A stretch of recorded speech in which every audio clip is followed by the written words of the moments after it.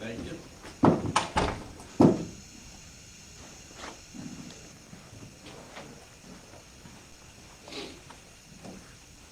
We might get started 6 minutes late, but we'll get out of here 7 minutes early.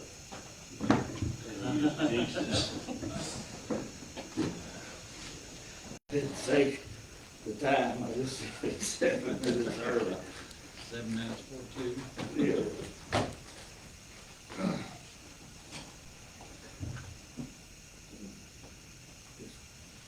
Get the recording.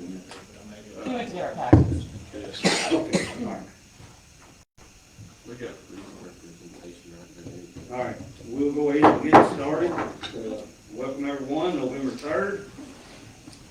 2 more months this year will be gone. Fiscal court meeting. Happy everyone's here today. Welcome everyone. We've got agendas coming. We like to start with a prayer. If you choose to pray with us, want to remember Jim's family. I know he lost his sister over the weekend. Several in the community that are sick and so forth. I know Scotty Goodwood up this way had some bad news, so I want to remember him and his family. Is anyone else? Governor Collins. Yes. I mean, their business here in Taylorsville and everything passed away. Yeah, Governor Collins passed away, so remember the Collins family and in their time of mourning. So there's the agenda copies. So if we'll go ahead, Mike, would you mind leading us in a word of prayer, please? Lord, thank you for this another beautiful day that you've given us, and Lord, we just thank you for so many blessings that you've bestowed upon us. And as Lord, we just want to remember those who have lost loved ones and that are mourning today. And Lord, we just ask that through this hard time that you put your arms around them and comfort them and guide them and help them to look to you in the time when their hearts hurt the most. And Lord, I ask that you be with other members in our community who are facing medical hardships and have gotten bad news or have ailments. Lord, we just ask that you be with them and bring them back to health. And Lord, we just ask that your will be done in all those matters. And Lord, as we gather here today, I just want to ask that you be with us in this meeting and help us to make sound, wise decisions, and that we all look to you for guidance, and whatever decisions we make will be pleasing and acceptable in your sight. Lord, we just ask that you continue to bless Spencer County and its citizens and help us to thrive, and be with this county and government and the state governments and our nation right now as it's facing a hardship with the government shutdown. And on the world platform, Lord, we just pray for overall peace and understanding between nations. And Lord, just be with us today and guide us and direct us in all things. In Jesus' name we pray. Amen. Amen. If you would, join me in saluting our flag. Pledge allegiance to the flag of the United States of America and to the republic for which it stands, one nation, under God, indivisible, with liberty and justice for all. Thank you. All right, Madam Clerk, if you would call the roll, please. Squire Stump. Here. Squire Travis. Here. Squire Eldridge. Here. Judge Travis. Here. Squire Travis. Here. Squire Cotton. Here. All right, we're all here. The first item on the agenda is the approval of 3 different sets of minutes. The first is the post-executive session minutes of October 6th. I'll make a motion to approve the post-executive minutes from 10/6/25 with no changes. All right, is there a second? Second. All right, motion by Zach, seconded by Mike to approve the post-executive minutes of October 6, 2025 as presented. Any discussion? Hearing none, all those in favor say aye. Aye. Anyone opposed? Motion passes. Next on the agenda is a special call meeting that we had on 10/20 at 6:30. It'd be in your book on using the numbers at the bottom, page 4, and then it runs through page 6. Entertain a motion to approve or to make changes.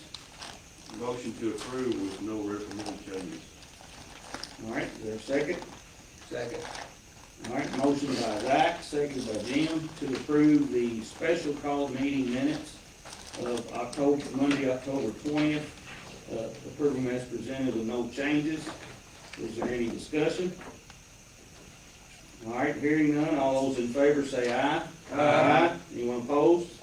Motion passes. All right, the next is the third set of minutes for approval is our regular meeting that happened on Monday, October 20th at 7 p.m. This be, entertain a motion to either accept as presented or to make changes. Judge, I got some changes I'd like to make. Okay, If y'all want to follow along with me, starting at page 7. Right after the communications from citizens, starts out the judge remarked. I want to start there. And I want to go all the way to page 10, at the bottom where it says no action taken, at the end of taken. I want to strike all that commentary out of there.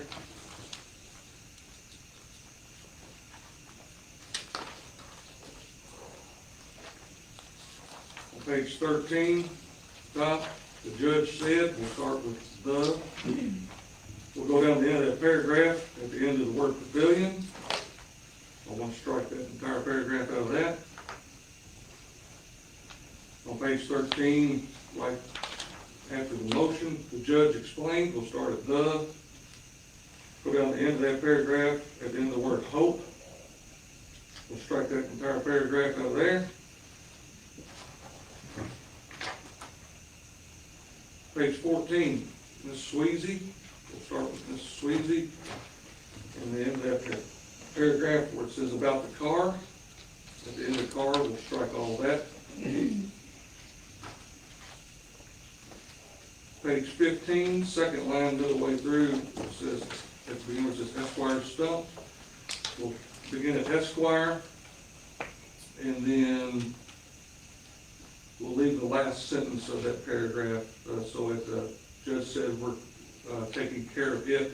At the end of it is where we'll go there. So from Esquire Stump to care of it, we'll strike that. I'm sorry, where are you at? Page 15, ma'am.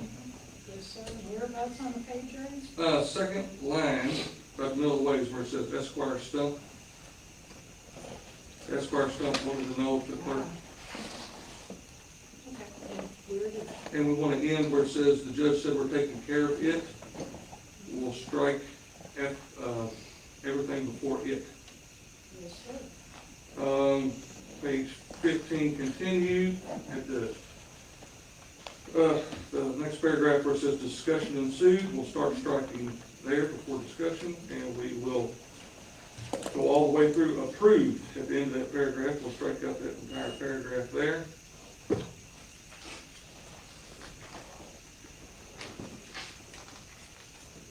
But on page 16, the treasurer remarked right before the attachment, we'll strike out from the all the way to Scott Brown. We'll strike out that those entire two sentences there. Continuing on page 16, right, there's a sentence that starts with discussion ensued, and it ends with phase, right below the attachment. We'll scratch that out. Then the next, or the last paragraph on the page, which starts with Ms. Sweezy and ends with the two words, was one. We'll strike that paragraph out. Page 18 now. Immediately following the attachment, it starts with the judge said, and it ends with who broke it. Strike out that entire paragraph. The beginning of the next paragraph, which is at the bottom of the page, where it says the judge said he wasn't sane, We're gonna start right there at the judge and strike it all the way to the end of the sentence at the top of page 19, which is tailgate spreaders. Okay, so you just want that sentence. The judge said he wasn't saying that they would buy all the stuff, in the top sentence, and two hydraulic spreaders. Is that correct, sir? Yes, there's two sentences there, we'll strike them both. At the top of the page. You want the attachment in there, correct? Yes, ma'am. Thank you, sir. Immediately following the attachment on page 19, it starts a paragraph there, it says discussion ensued. We're gonna start there and go all the way to at the end of the 6th line down on page 20, which ends with more discussion followed. Gonna strike all of that. And then immediately following that, we had a vote, Lynn, it said here, a motion made by Judge Travis to pay Joey Thompson and Greg Murphy $60 for their work on the Edmondson Road issue. But I didn't see where there was a who seconded or a motion, or a who seconded the motion or a vote. Was there? Yes, I noticed that myself, and I looked it up, and Zach seconded it, and then it passed. So we need to add that verbiage in.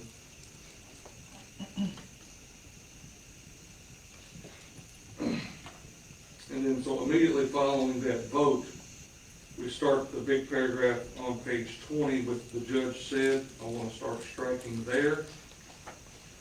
And go all the way to the end of all that discussion, right before number 4 on page 21. And strike all that, which it ends with down the road. I'm sorry, I don't know where it is. It starts on page 20, which right after where Zach seconded it, and we had the vote. The paragraph starts, the judge said he passed up East River Road issue. You see that on page 20? Okay, we're gonna start with start striking, and then we're gonna go all the way over to page 21. And we're gonna go all the way to where it says, discontinued, and they will discuss it later down the road. After road is where we'll stop the striking.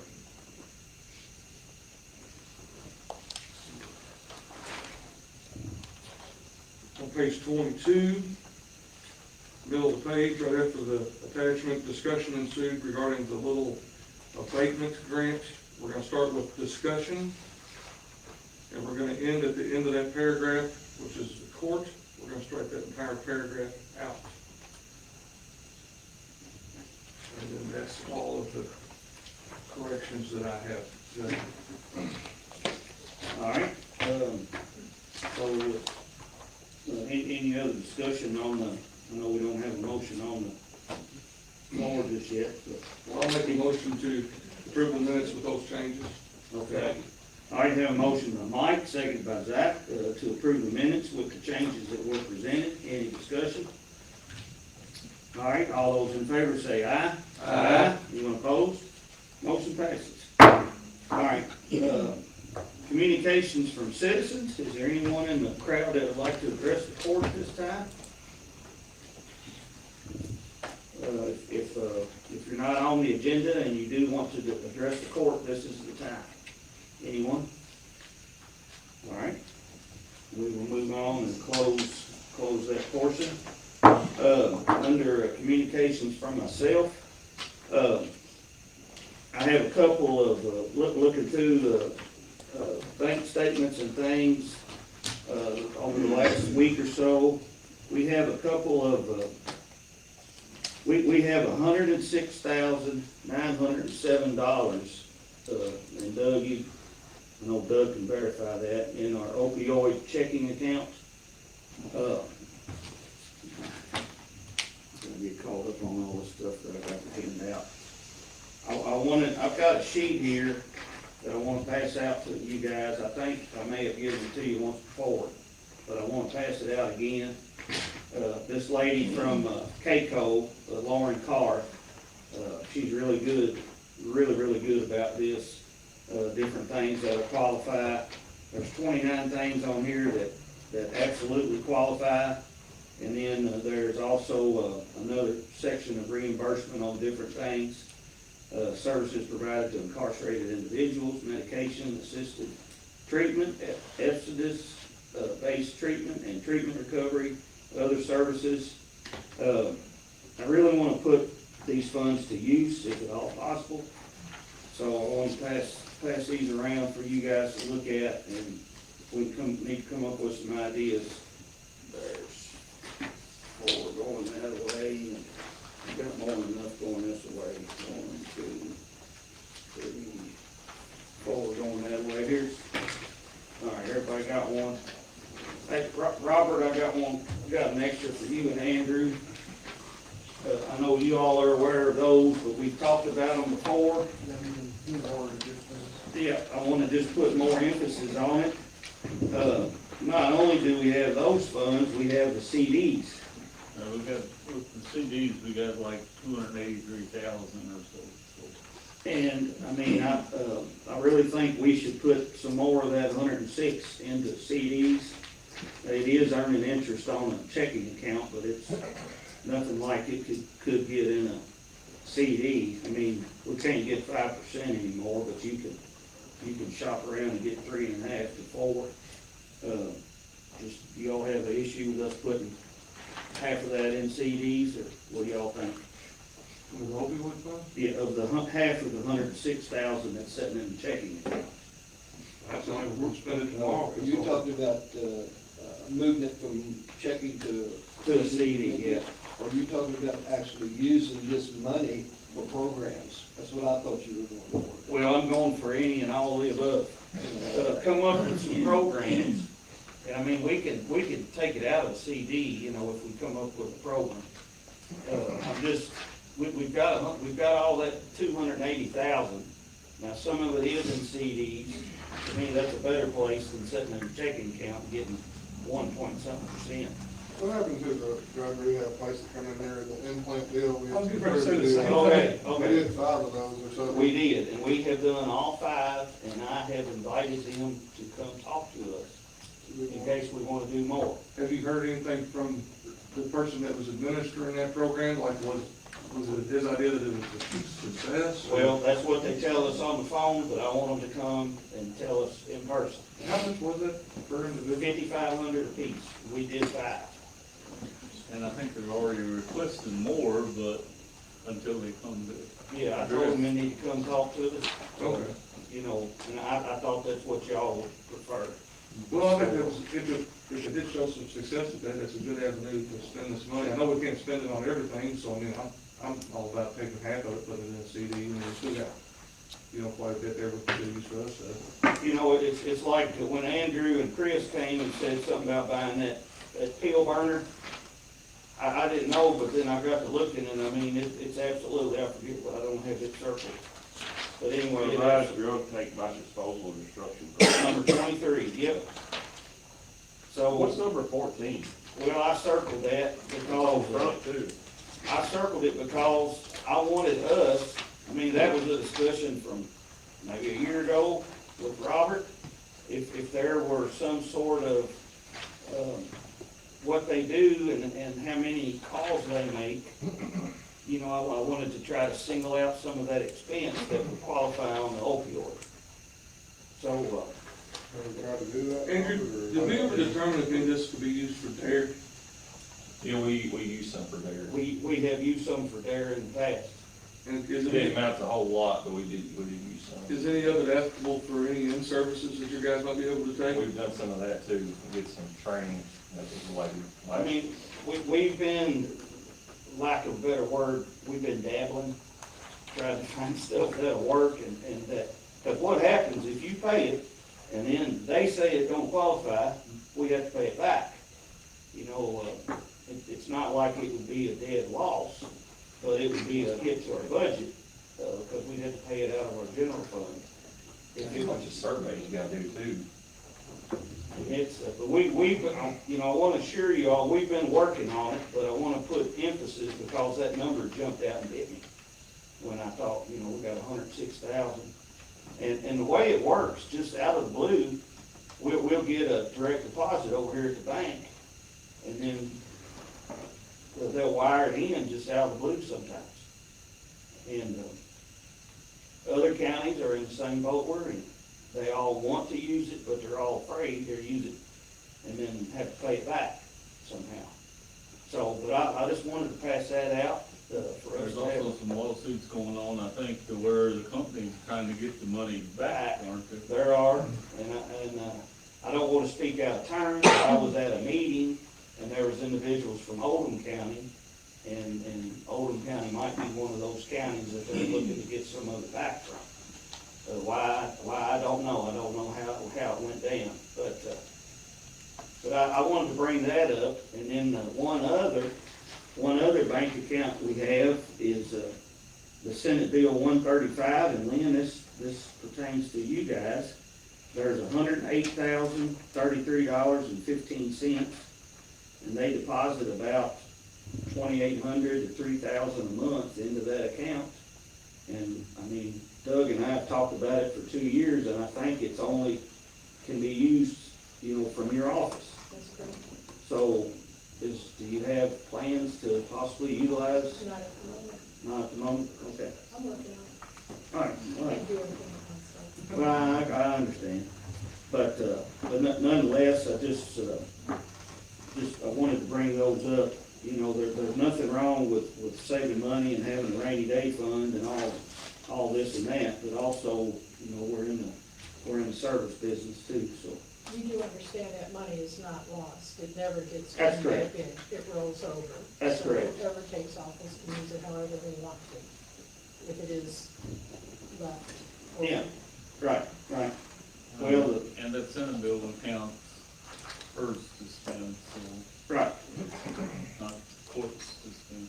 I mean, the scare tactic though, or not a scare tactic, but the fear that I have when there's money sitting in accounts, like opioid funds or like the Senate Bill 135, is if the legislature changed something and swept a portion or swept some of it back, not that these are targets for that, but a lot of times when, money's not used, they'll try to claw it back. And if you've invested it, they're not gonna claw it back. So that's just, but I just, Well, the more money you got sitting around too, it makes it harder to make an argument that you need money. So how much was in Lynn's account? That can only be used for certain things, it can't be used for operating expenses, it's to be used to preserve records. Okay. $108,033.15. I guess that works like when you redid your That's books two- and stuff I like guess that. that's Does two- that work for that or no? 2 fiscal years, Yeah. there's 60. What is it, 76,000 a year? Correct? It's not by year, it's by month. And it's recorded documents get a $10 fee on them, like deeds, wills, mortgages, certain documents have a $10 fee associated with them. That money goes directly into this account and is distributed, so we get $10 off of each of these items. It comes out to about $3,000 a month. So that's deposited into a separate account. The clerk decides how that's used, presents the invoices to fiscal court pays them. It is not at the discretion of fiscal court, it's at the discretion of the court. And it's to preserve documents, it's not a specific purpose, not operational expenses. Yeah, no, but to Jim's point, this is different than other grants that you get for records It's not preservation. really a grant. Okay. It's not really a grant because there's no grant promise. It's just automatically taken out of Yes. each document and put into this account. It's just a state set like reimbursement, like, right? Kind of sort of, It's basically a fee put on. Yeah. a fee put on recorded documents, exactly. But, I mean, since we've been here, there's been other monies that you have received to do records retention. Not from the court. It's been What? grants. I haven't gotten any money from the court. Well, I mean, there was money received from somewhere. Grants. Yes, okay, that's separate than this. Yes. Yeah, so. Well, I know you were in the last court with Judge Riley, that was always contentious thing between, you and It him. wasn't contentious. I asked for money to preserve some I know, but documents. he thought one way, you thought another, and, But there's some precious documents over there that are not even scanned, and if they're lost, they're lost. And there's a lot of history of Spencer County that My goal when I came in office was to get all those books at least scanned, so we would have a record of them. I've applied for numerous grants, and I've just applied for another grant for $40,000 to preserve more documents. There's money out there from the libraries, Department of Libraries and Archives, and they are letting loose of the money a little bit more now than they used to. So I've been working on grants to get those documents restored and scanned and digitized, so the public will have access to it. Okay, and this House bill also, can you use it for the same thing? You can use it for some books, I believe. I'm not 100% sure. You can use it for indexing, scanning documents. It's just, I haven't had the time to concentrate on hiring anybody. You can use it for shelving. I have no room for shelving, but that's one of the things. There's a list of things you can use it for that are specific. Can you use it to make room for more shelving? We have already done that. We tried. So, on this money here, the opioid money, when is she scheduled to come talk to us? Because I've seen her talk a couple of times, and she's really Yeah, she's good. I mean, I don't have her scheduled to come and talk to us, you know, specifically just us. But I would like to say that,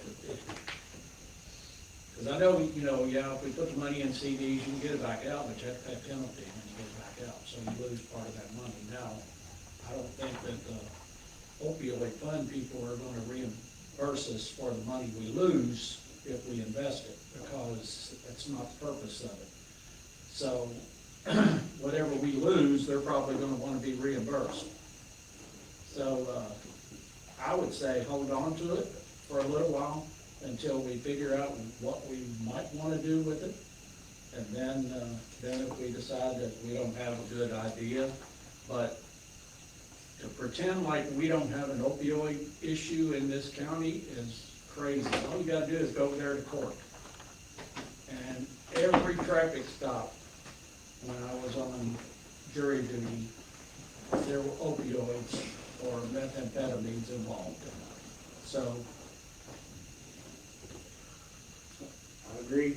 I'd like to see that, I asked Robert too, but that line 14, I mean, have you put any effort into that, or something maybe needs to be done, or what's your opinion? I mean, surprisingly, our overdose responses have declined. So Yeah, but either- you have some, right? So either they're being safer about it, or they're just not calling. But it has to be 100% opioid related. So it's really hard to pinpoint and justify that, yes, this is 100% opioid related. It's a very narrow fund. Figure how to bill it Yeah, too. it's- I'm not saying we gotta. Yeah, I mean, this could go to you too, Andrew, since it's about law enforcement, so I mean, if you have you arrest someone on the side of the road, and you're selling. I will say, this is on a positive note. Last week, I was walking the car for a lady, walking her car. We took a guy, we charged him, but I delivered him to Isaiah House back in the beginning of the year. And, he approached me, I didn't even recognize him. He looked so good. He shook my hand, patted me on the back, and he saved my life, get me to Isaiah House. Everything we know. We've done some money with Isaiah, we did that billboard and all that. And I'll talk to you about that app, maybe we could look at doing that, like some counties have done. I think that would be a really good resource for push places like Isaiah House and direct take back and all that kind of thing, but. Well, I think maybe it's like the legislation that's around this money is so strict. I mean, we're not saying that we don't have a need for the money, just they got it locked up where we can only spend it so specifically on things. Right. I mean, I'd almost say, you know, charge us to try to take 60 days here and try to figure out a couple of things that work to spend it, and if we don't, then we'll take the remainder of that balance and invest it at the end of that time. But I think, you know, that gives you time to get this other guy to come talk to us or whatever, and we'll exhaust what we can and then adjust the rest. But I don't want to set on it either, but, you know, we all take some time here to figure out what we're doing. Well, we'll have opportunity this winter. I know in a couple of weeks that KCO's having a conference. I don't know how many of you guys are going. They're having a meal. I got it here somewhere. they invited, they wanted me to tell you guys that they're having a meal, I think, on the night of the 12th upstairs, whoever's going. But nonetheless, we'll have opportunities to learn a little more as we go along. But it just, you know, when I saw that number, I thought it was worth us discussing. So what Mike said is a good plan. Yeah, I agree that, you know, invest in 50% of it or whatever, but I think that as long as we have some cash in hand in case all of a sudden we Have a need. yeah. Nothing else in our CDs we have 2 CDs right now on thing. We may, depending on which one has the best rate and when we renew CDs, we may want to add more to them. Might be, you know, whether it's another 50,000 or whatever. Yeah. You know, on the, use of opioid money, we did 5, Isaiah House, 5,500 kids, right? Or the net recovery. Net recovery, excuse me. We could, instead of doing 5, we could do any amount we wanted to. We could do more. And if we want to really use the money, if that program, if we think it's successful enough, Yeah. we could put 25 in there. Yeah, I mean, I'm not against that at all. If that guy comes back and feels like that he had success, you know, a successful percentage rate with his candidates that he had, you know. Well, I don't, When it comes down to it, you know, if he had a successful rate, and we got some candidates that would be applicable for that program, then I think it's better to spend it on them right now than for us to gain a little bit on a CD with that money, you know, to help out the citizens. So, I mean, you know, if it comes back that way, then let's spend some of the money. Well, my message to the next recovery was, they wanted to do some more, and I'm like, well, that sounds good. Some of the folks maybe that we invested in, could they come and speak to us? You know, invited them to come, so I guess they're working on that, but they, you know, they haven't spoke up and said, put me on the agenda, but I'll reach out to them again. You know, especially, you know, if they want us to fund and participate, I mean, it's very much worth their while to come tell us that it worked. It was a good deal. So Cheryl, you and Corey, pretty good on our discussion on the opioid stuff. I think so. I think having her here to discuss this part, I think that would be helpful. You know, it's kind of akin to the deposits, putting them in the ICS agreement. You know, nobody wants to be first. Maybe with something like this, I think there are other examples, other counties, what they've done, and hopefully, you know, we won't be leading the charge and can actually follow some examples that have worked, have been approved, and, you know, try to eliminate some of the consternation and risk of having to repay something if it works and approved ultimately. All right. That sounds good. Any other discussion on the on opioids? I've got a convenient report here, Jim. Scott, we need a motion to invest 50%. I mean, I'm okay if we want to wait, Dan, whatever you guys want to do. I was thinking we might wait that 60 days. 60 days. Then they kind of let us know what we want to invest in. Yeah. Real fast. I'm okay with that. I've got under the judge's communications here, a pavilion report. We got this pretty late Friday, so it wasn't in your packets, for another draw at the pavilion site. This draw is for $54,900. And if you look through, all the way through there, at the end, we're still at the 2.67. The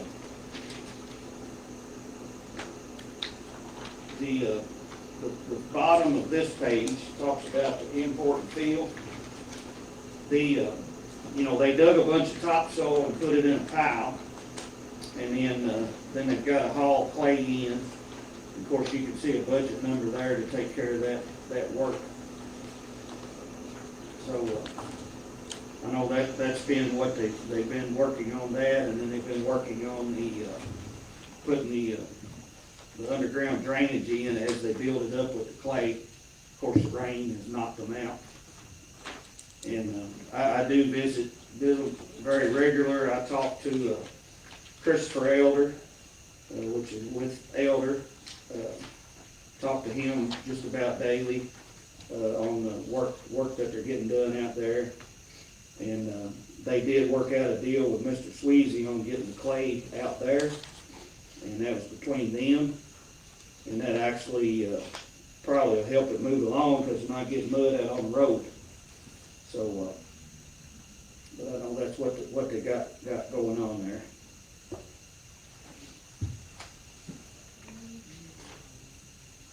So what's this, $54,000 draw? What's it for? Well, that's what I just explained. Well, $50,000 of it is from importing where they're moving that dirt. Yeah, So like. bottom of the page there, where it says this invoice. And then the 4,000 from at the top of the page. See where it says this invoice? Mhm. Yeah, that would be what this draw is for. You got some testing in there, and Yeah, Project management. project management, and that pretty well sums it up. I don't know what's up to. I'll make a motion to approve the 54,9 draw for Elder Construction. All right, is there a second? Second. All right, have a motion by Jim, second by Dan, to approve the, payment due to Elder Construction of $54,900. Any discussion? All right, all those in favor say aye. Aye. Anyone opposed? Motion passes. All right, that'll take care of that. Next, we have communication from members of other offices, and Julie said she didn't have anything. Y'all have, while Julie's here, if you have any, anything big up and coming, or, I'm not gonna share everything, but You heard anything back on your call? I have not. I called over there Friday morning, and the lady that's over that department wasn't in that day, so they're supposed to get back with me. But they can't figure out what's going on at the moment. You got an update on the ambulance? I'll discuss it with him. all right, That's scary. a little later, in a moment. The lot there at Vogel on 155 that was rezoned for a gas station or whatever, what's the status of that now? It's back on the meeting for Thursday night. Did you guys disapprove that, not approve it? No, it was held over. It was continued to this coming Thursday night for additional information.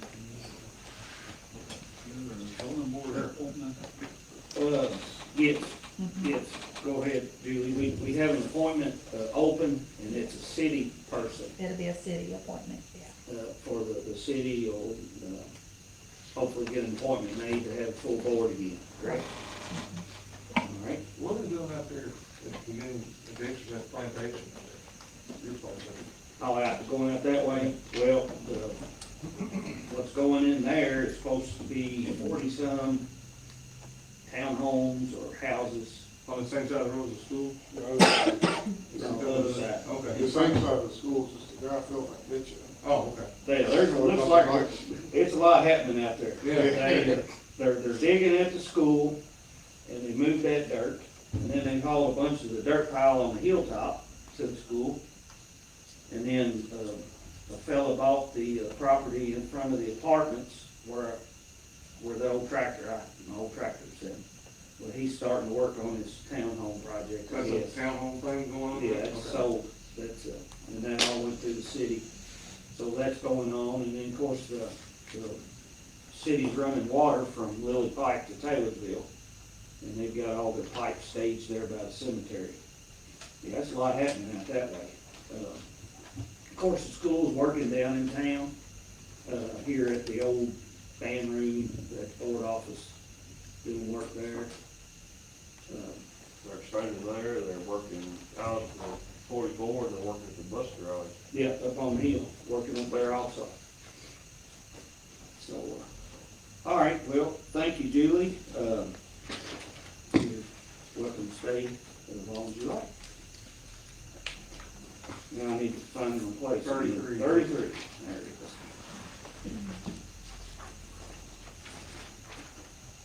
All right, right, we have,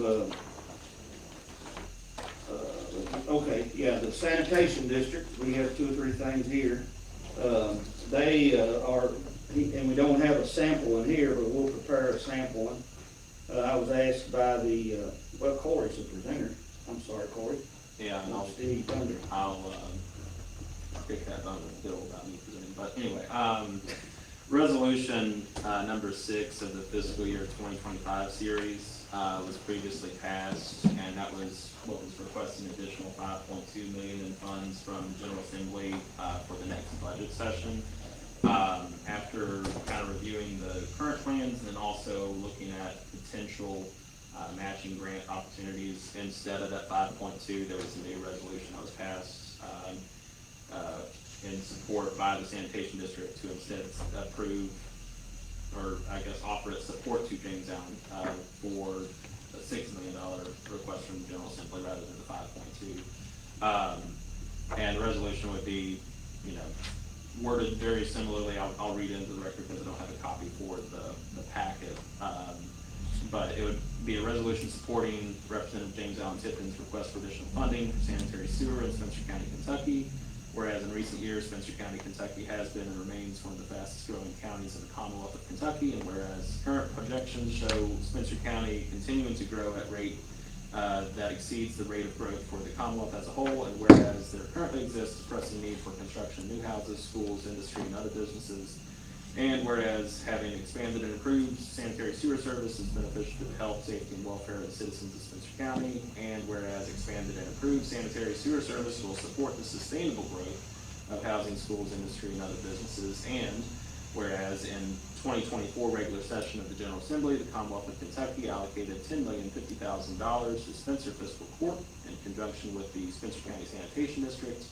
And whereas the Spencer Fiscal Court recognizes the benefit of expanded and improved sewer already complete and projected to be complete by the Spencer County Sanitation District because of the 2024 General Assembly grant. And whereas the Spencer County Sanitation District has previously offered its support to Spencer County's Representative James Allen Tipton to seek additional funding for expanded and improved sanitary sewer in Spencer County, Kentucky. Now therefore be it resolved that the Fiscal Court of Spencer County, Kentucky offers its support to Representative James Allen Tipton, seek an additional $6 million from the Kentucky General Assembly for expansion and improvements of sanitary sewer services in Spencer County, Kentucky. And then it would have to be adopted on, if it's passed, on November 3rd, 2025. And again, the wording is identical with the exception of that one change. Instead of 5.2, it would be 6, and then obviously the date of adoption. Motion to approve resolution number 6. Second.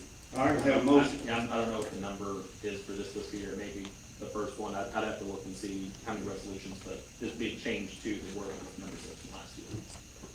Motion to approve the resolution by Will, seconded by Zach. Is there any discussion? All right, hearing none, all those in favor say aye. Aye. Anyone opposed? Motion passes. We will get that done and sent in. Next, on page 34 and 35, they requesting us to approve the draw number 8. That's a big loud truck. We usually don't get that. They're paving. Oh, that's They're why. paving right behind you. That's why. And I am proud, very happy with the city doing all this blacktopping. It's wonderful. Thank you. So, And, go ahead. okay. Sorry, I didn't mean to catch up. Sorry. So draw number 8, there's the request for $18,496, and that's broken down. First is for Heckert fencing, sanitation district approved, and KIA and their general counsel approved sanitation district paying out of its operation management account, and then getting reimbursed from this draw, because Heckert had done the fencing work, so go ahead and get them paid. It'll take a little while before we get the funds and before we can get that money approved. So we're getting the funding, but it'll go to the WRIS account to then go to sanitation districts, and sanitation is paying that out of its operations account. And then the 2 invoices from Tim Phipps, the surveyor, That's for work that he's performing, as part of the, he's surveying, but then it's also, you'll look at, Topography. yeah, page 37, he's going through that, the 7.36 acre tract and doing the topography as part of the, design part of the new plant that will go in there. And I have went out and looked, and they've got fence, you know, they put the new generators sitting out in the open, they're now all enclosed in fence. And they did build a gate at the plant there, the pump station that's currently being used, where we did some road work there, put a culvert in, there's a gate there. If you pull in, you gotta back out. And then over at the, on Wheels Way at the new portion, there's 3 or 5 houses being built. There's 1 or 2 almost ready to move in that area. So that pump station will be operational as soon as they sell a house there, and they've got it fenced, and the generator is sitting there. So just to All clarify, looks good. the sanitation district has got this on here for once we receive our next draw, the county to pay them, or they're wanting So the county to pay them, and when we get the draw, we'll get our money back. No, so the sanitation district is paying out of its operations account. Yep. So this will be from the grant to reimburse the sanitation district for. Whenever the draw comes in, we will reimburse sanitation district this amount of money. Out of that fund, it'll be that Yeah. 496. And then the 6,000 would be direct to Tim Phipps for his survey work. Who's the other person that's wanted to pay when they got done in the sanitation district paid them? Right. Kind of change stuff a little bit. I saw somewhere, I can't find it right now, where in the sanitation district minutes or something, the county was responsible for a percentage of, this whole plan, putting sewer lines and things in. It was written across the top of the page. I can't find it now, but it was like the county's gonna be responsible for like $1.2 million or something like that. No, not that I'm aware of any. You can find it, show it to me. I will. Yeah, I'm no, not we, familiar. it's all the district, and then we're the vehicle handling the KIA funding. It comes to fiscal court, and then we invest it with sanitation district. Motion approved. Second. All right, have a motion by Mike, seconded by Dan, to approve withdrawal number 8 for the sanitation district in the amount of $18,496. Any discussion? All right, all those in favor say aye. Aye. Anyone opposed? Motion passes. Robert, you're up next.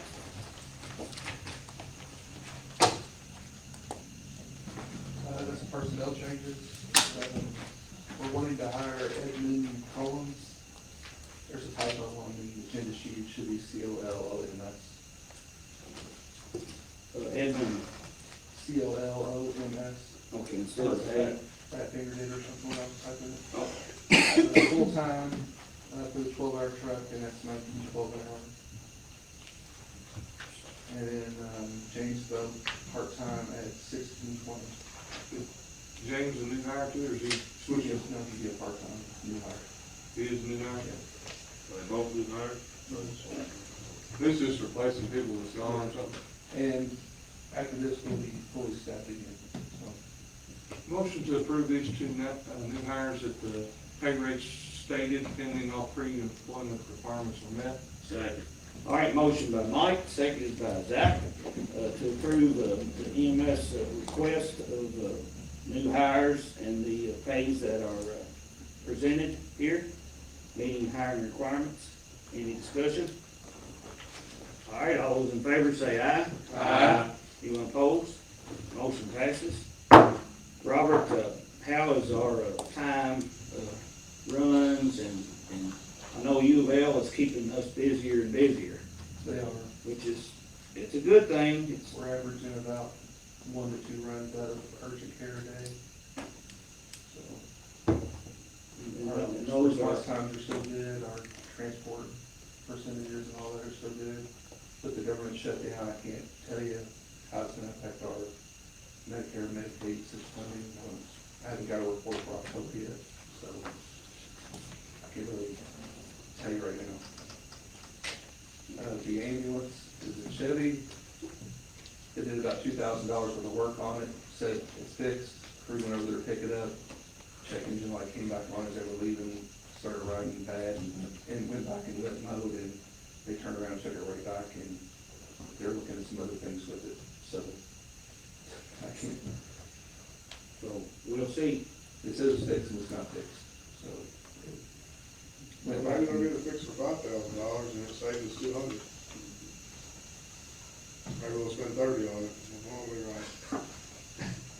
You know, I can only go by what two diesel mechanics told me, so I'm not a mechanic. I talked to two different diesel mechanics, Doctors being one of them. They said what the problem was and how much it was gonna cost. And you know, I kind of went by their word, and The other four are all running for now. yeah, So when did it get dropped back off there again? last week. And I'll say, like, they literally only made it about a mile or two down the road and turned back around and took it right back, so. Was that last week, like last Monday, Tuesday, Yeah. Monday?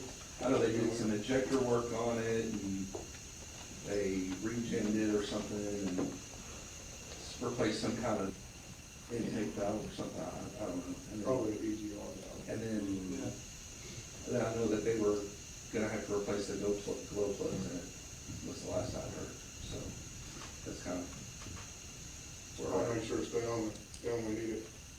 We are, we're on the phone with them about every other day, so hopefully they'll have it back to this week.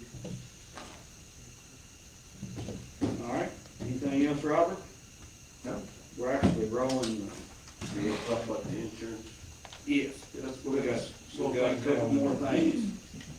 I told you I'll talk to Mr. Elder all the time, he's calling me there right now. Andrew, you have anything, need to go over with us?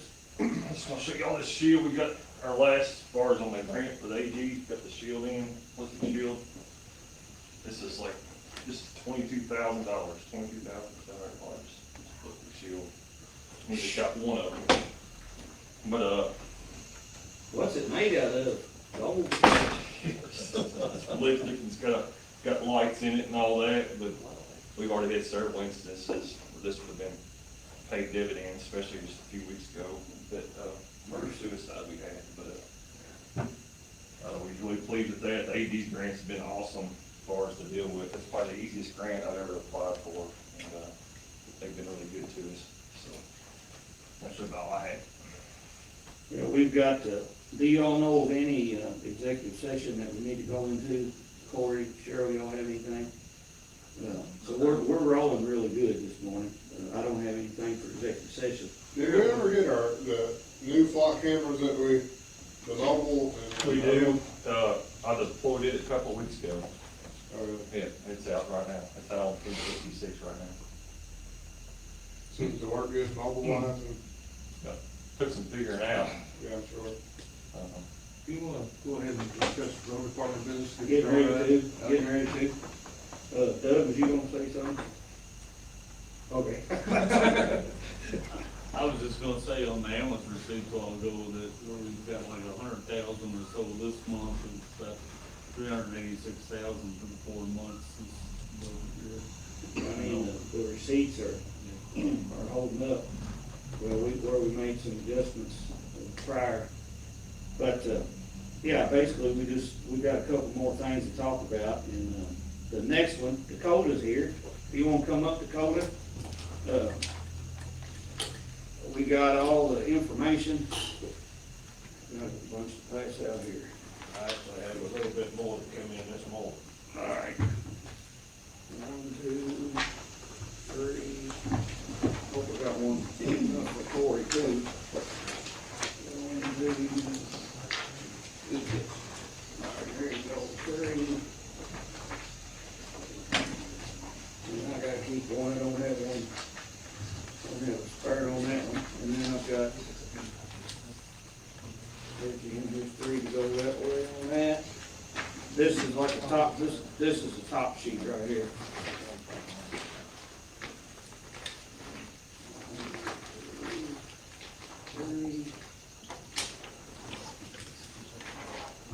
Actually, should if you give this one to Lynn, we got an extra one of them. Actually, I got extras of these. You give one of these to Lynn if she likes. Corey, did you get one of these suits? Yes. Okay. All right, well, I had enough of them. All right, now you got more. Okay. They're all different, I didn't have time to separate.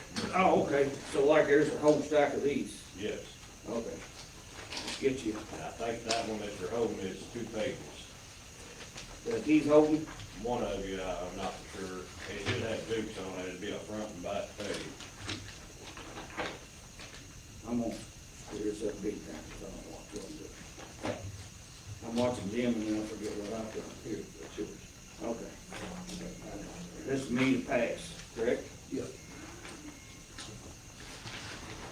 Can't make this any more complicated.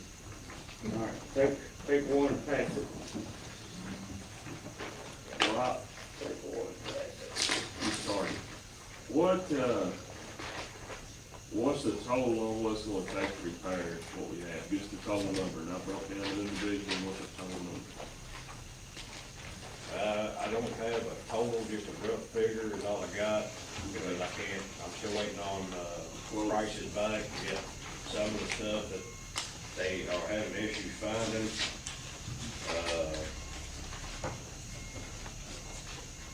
Let's see, I got a rough These you figure. get two front and back. I'm gonna take one from the. All right, so take one or two. Yeah. You get some of those. There you go, Nancy. You get 2 copies each. I think we already got one. No, you ain't done that one. You got that one? Rough That's figure. why this is the best sheet. Yeah. Dakota, let's start on this one. All right. You're all right, because this will answer Zach's question. No. The way I got it broke down is on the rough figure for the 2 hydraulic boxes that's down, it's roughly gonna be, depending on who we buy the materials from, it's gonna roughly be around 6,000. Just for the 2 hydraulics. Each or for both? That should be for both. Plus now that's gonna go up because I'm still waiting on quotes on other ports. So that's just for 2, we've got The third one, 2, 3 of them. it's all the way in the back. I think too, Dakota, you're gonna be the messenger, feel like you got shot today, but, I like y'all did this, but with all our bins and equipment and stuff like that, I think, the next updated one we do here, add all these boxes, like, if it's a Snow X hydraulic box, put that on the equipment list. Okay. If you do this or whoever does it. I know you got it right here, it says like, you know, that truck, the box is good, Yeah, that yeah. box, and I'm Yeah, I thankful you didn't got have that. nothing to do with that, that was just Well, whoever something I did was it, handed to me. when you go back, I tell, wrote in this last minute. yeah, I know you did, that's why I said you're gonna feel like you're getting shot today, but tell them to spell that, you know, equipment out just like it's own separate piece of equipment. Yeah, yeah. That will be helpful. Now, on the other box, which is, right now it's gas, I'm still waiting on a quote on gas. I did get a quote because it's basically, right now, it's just a shell. It needs all ports. All moving ports have to be replaced on that one. It is one of the oldest boxes, 2015 model. This is the first time we've pretty much done any replacement on it. I got a quote to replace it with electric, and it is roughly well, y'all have the quotes there, but it's gonna be roughly around 48 to 5,000. Yeah. I don't know which page has got the price on it. I'll just take your word for it. Yeah, you're good, just roll on, Dakota, you're good. So with both of them together, I mean, you're, let's say 5 on one and 6 on the other 2, and that's just the 3 that I have down right now. If it's okay, on this sheet again, Yes, sir. okay, let's just start at the top on snow boxes. Yes, sir. All right, So, like the one at the top is good, it don't need anything, As of right now, as of now. as of now. Alright, so we can put a check by it. The next one is where we bought a new box last meeting. My understanding, yes. Yes, okay. For Todd's truck. Todd's truck. Okay, now I'm gonna skip him too, because we need to talk about the needs floor chain and the floor chain. Colby's truck is okay, As of right now, yes. as of now, What okay? kind of spreader's in that truck? And it is a V-box hydraulic. No, I don't. Sure. You know, I'm a little leery of the, is it, as of right now. So like, does that mean that like, we're anticipating it not being good? No. That is something I cannot guarantee. These boxes, except for a couple of them, is anywhere between 15, 16 models. You know, they got age on them, wear and tear. Just because I go to them now and everything moves and works on them, don't mean they're going to when you actually need them. Some of these I've done work on in the past, some of them I haven't. You know, like Kobe's for resistance, it says it's good for now, but last year I had to wear plates in it because it done had holes in it. You know, These last two, Dakota and Keith, those are tailgate spreaders. them are the two tailgate spreaders, they are the newest ones. Yeah, so they're good to go for sure. So basically, we've got three that we need to address, As of now, yes. and you've started addressing them, so, okay, now go ahead. The flatbed that, on that page that you're looking at that says Allen, that is the one that was gas. That's the one that, it's a 2015 model box. Over the years since we've had it, all we've done is put a gas engine on it. So now it's time, the flow chain is shot on it, the bearings, the cogs, basically every moving part on it is shot. And we're gonna have to replace everything or replace the box. And to replace everything is how much money? If we switch it to electric, to Electric replace- motor. because we'll have to, well, I'm still waiting on the gas prices. But to switch it over to a total electric, we're looking at a rough figure of $4,876. What was the price per tailgate spreader, which that's a flatbed truck, ain't it? That, about 4,600, Yep. something like that. To replace the whole box with a brand new box, you're looking at $9,342.94. But we don't need a box. So, well, that truck there. It's a flatbed truck. That's a flatbed. That one would have to, I mean, basically, we could spend 4,800 and patch it up. But you could possibly take the bed off of the box out of Colby's truck, which is a dump truck, and, put it over onto the flatbed truck. That flatbed has no hydraulics, so now Well, you have to have a little pump. cost there, yeah, but still. If we're going over to, or we could, wherever y'all wanna do on that, but, yeah. Let me just ask you this too, so last year, the last snowstorm we get done, I don't know when the last snowstorm was, but when you finished, was all these running? All except for Todd, Okay. and that's the one that we replaced this year already. But all of these boxes was run, they was washed and cleaned with salt neutralizer, and, they was treated with what they call snow coat to keep stuff from Right. sticking and creating more problems. So when this says needs floor chain, and, I mean, you're anticipating, or it's No, completely tracked? it's already, Broke, I got them in the shop, full fault, the chains are out of the it. changes out of them, the bearings, the cogs, the shafts. So we can replace this for 9342, basically with a new one. One quote was the 9342 with some change. That would just be that flatbed truck. That would just be the flatbed. The other one was 9364. And that would be for a whole new box, ready to go.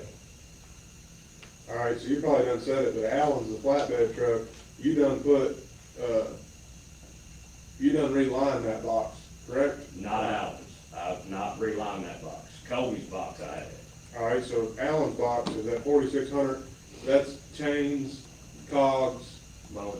motor, What does the actual integrity of the box look like? To switch it over, the box is still in good shape.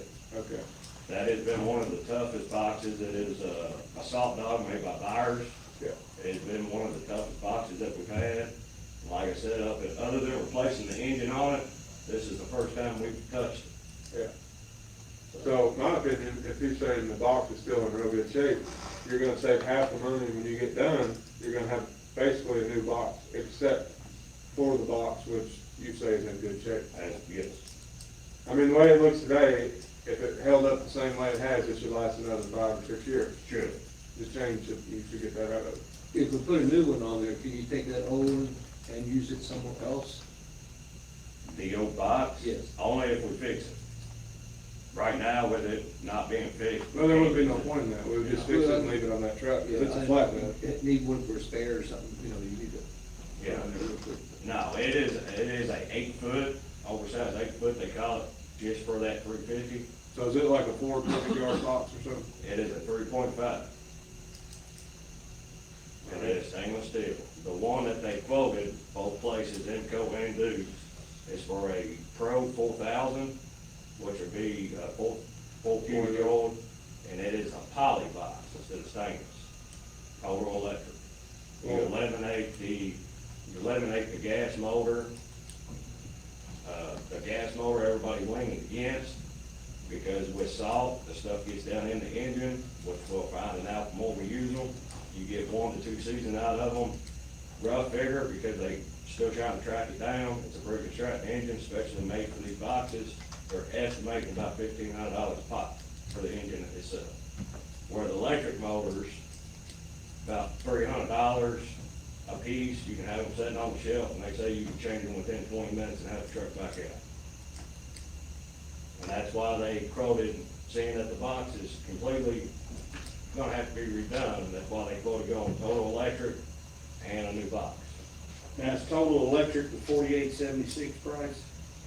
No, that's the 4876, yes, that's to replace everything total electric. Well, everybody, to replace the repair the box. Oh, so when you put- It's to repair the box. Yeah, so when you put new chains, cogs, bearings, you're also gonna switch it to electric for that 48? Yes. Okay. Well, in my opinion, we should go by these one by one, but if that is I agree with Will, we should go. a good box, and it's practically gonna be new, everything else, why spend 9,300 when you can spend 4,600? That's my opinion. Well, I just figure we do them all at once, but whatever you wanna do. I mean, That sounds good to me. that sounds good for, all right, we'll say that, we'll have it all in one motion. All right, so say flatbed of Allen's that we're talking about, spend the 4876, no change? Not on the, depending on which one you go with. Imco is 4876 with no change. Dukes is $4,683.60. So you might get it cheaper going. Well, either way, whichever Either one. way, it may still go up because they're estimating with that being an older box, that this has everything that we need, but there may be a fault here and there that we still may need. Yeah. All right, well, y'all use your best judgment to pick which one is the better fit for what we're doing. Let's move on. All right, what about Jimmy's truck? Jimmy's truck, I welded plates in last year to get us by. It's gonna have to have flow chain and the sprockets that hold the chain on the back, or on the front of the box, that makes it turn. That's what they're having issues finding. Swenson got bought out by Myers, so they're trying to find out, because they're saying that they discontinued them bolts. They're trying to find a switch over that actually holds them chains in place for your tension and stuff. So I'm still waiting on that. Those are But it's- nylon cogs too, correct? Do I now? Those boxes are the nylon cogs. Them on the plastic nylon cogs with a shaft that runs through them. All right, another question. In that box, when you say you welded plates, so you just patched what was bad? You I didn't just reline patched the what whole was box? bad, now they're. So this year, you're gonna have 10 more holes pop up. Well, they've already got holes in them. There is a bid in here from, Derby City up the Yeah. road, on stainless. 4,000 something. Yeah, it's almost $5,000 just for plates to replace, or just to patch the 2 holes in the 2 hydraulic boxes. Well, before we jump around, so Jimmy's, the box is crap, you can say, This Justin's truck that says It's same Ford on way. it? It's actually worse. All right, well, you just ruined the whole thing. Yeah, it's actually worse. Colby's, I welded plates in last year, so far the hole that has not come back. But, you know, if we can get another season out of it, that's what I'm hoping for. These are the two that I recommend we switch over to the Tailgate spreaders. And there is, two quotes in here on tailgate spreaders. One is electric and one is hydraulic.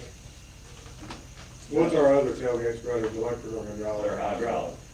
The other truck set up to run a These hydraulic? trucks already have hydraulic on them. They got swapped up except for the tailgate itself. You just have to have the tailgate mounted, it's the spreader. And those were 40 watts? About 46 something. Yeah, that's right.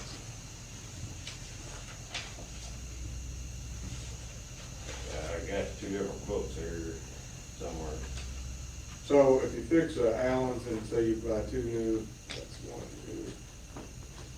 2. Justin's would be new, Jimmy's would be new. 1, 2, 3, 4. So that'd have 8 boxes. Yes, total. It would spend, what, 15,000 total? You could say that, yeah, you might as well say that. And when we done spent 8,700 last meeting on was that 8,700 right? Todd's box?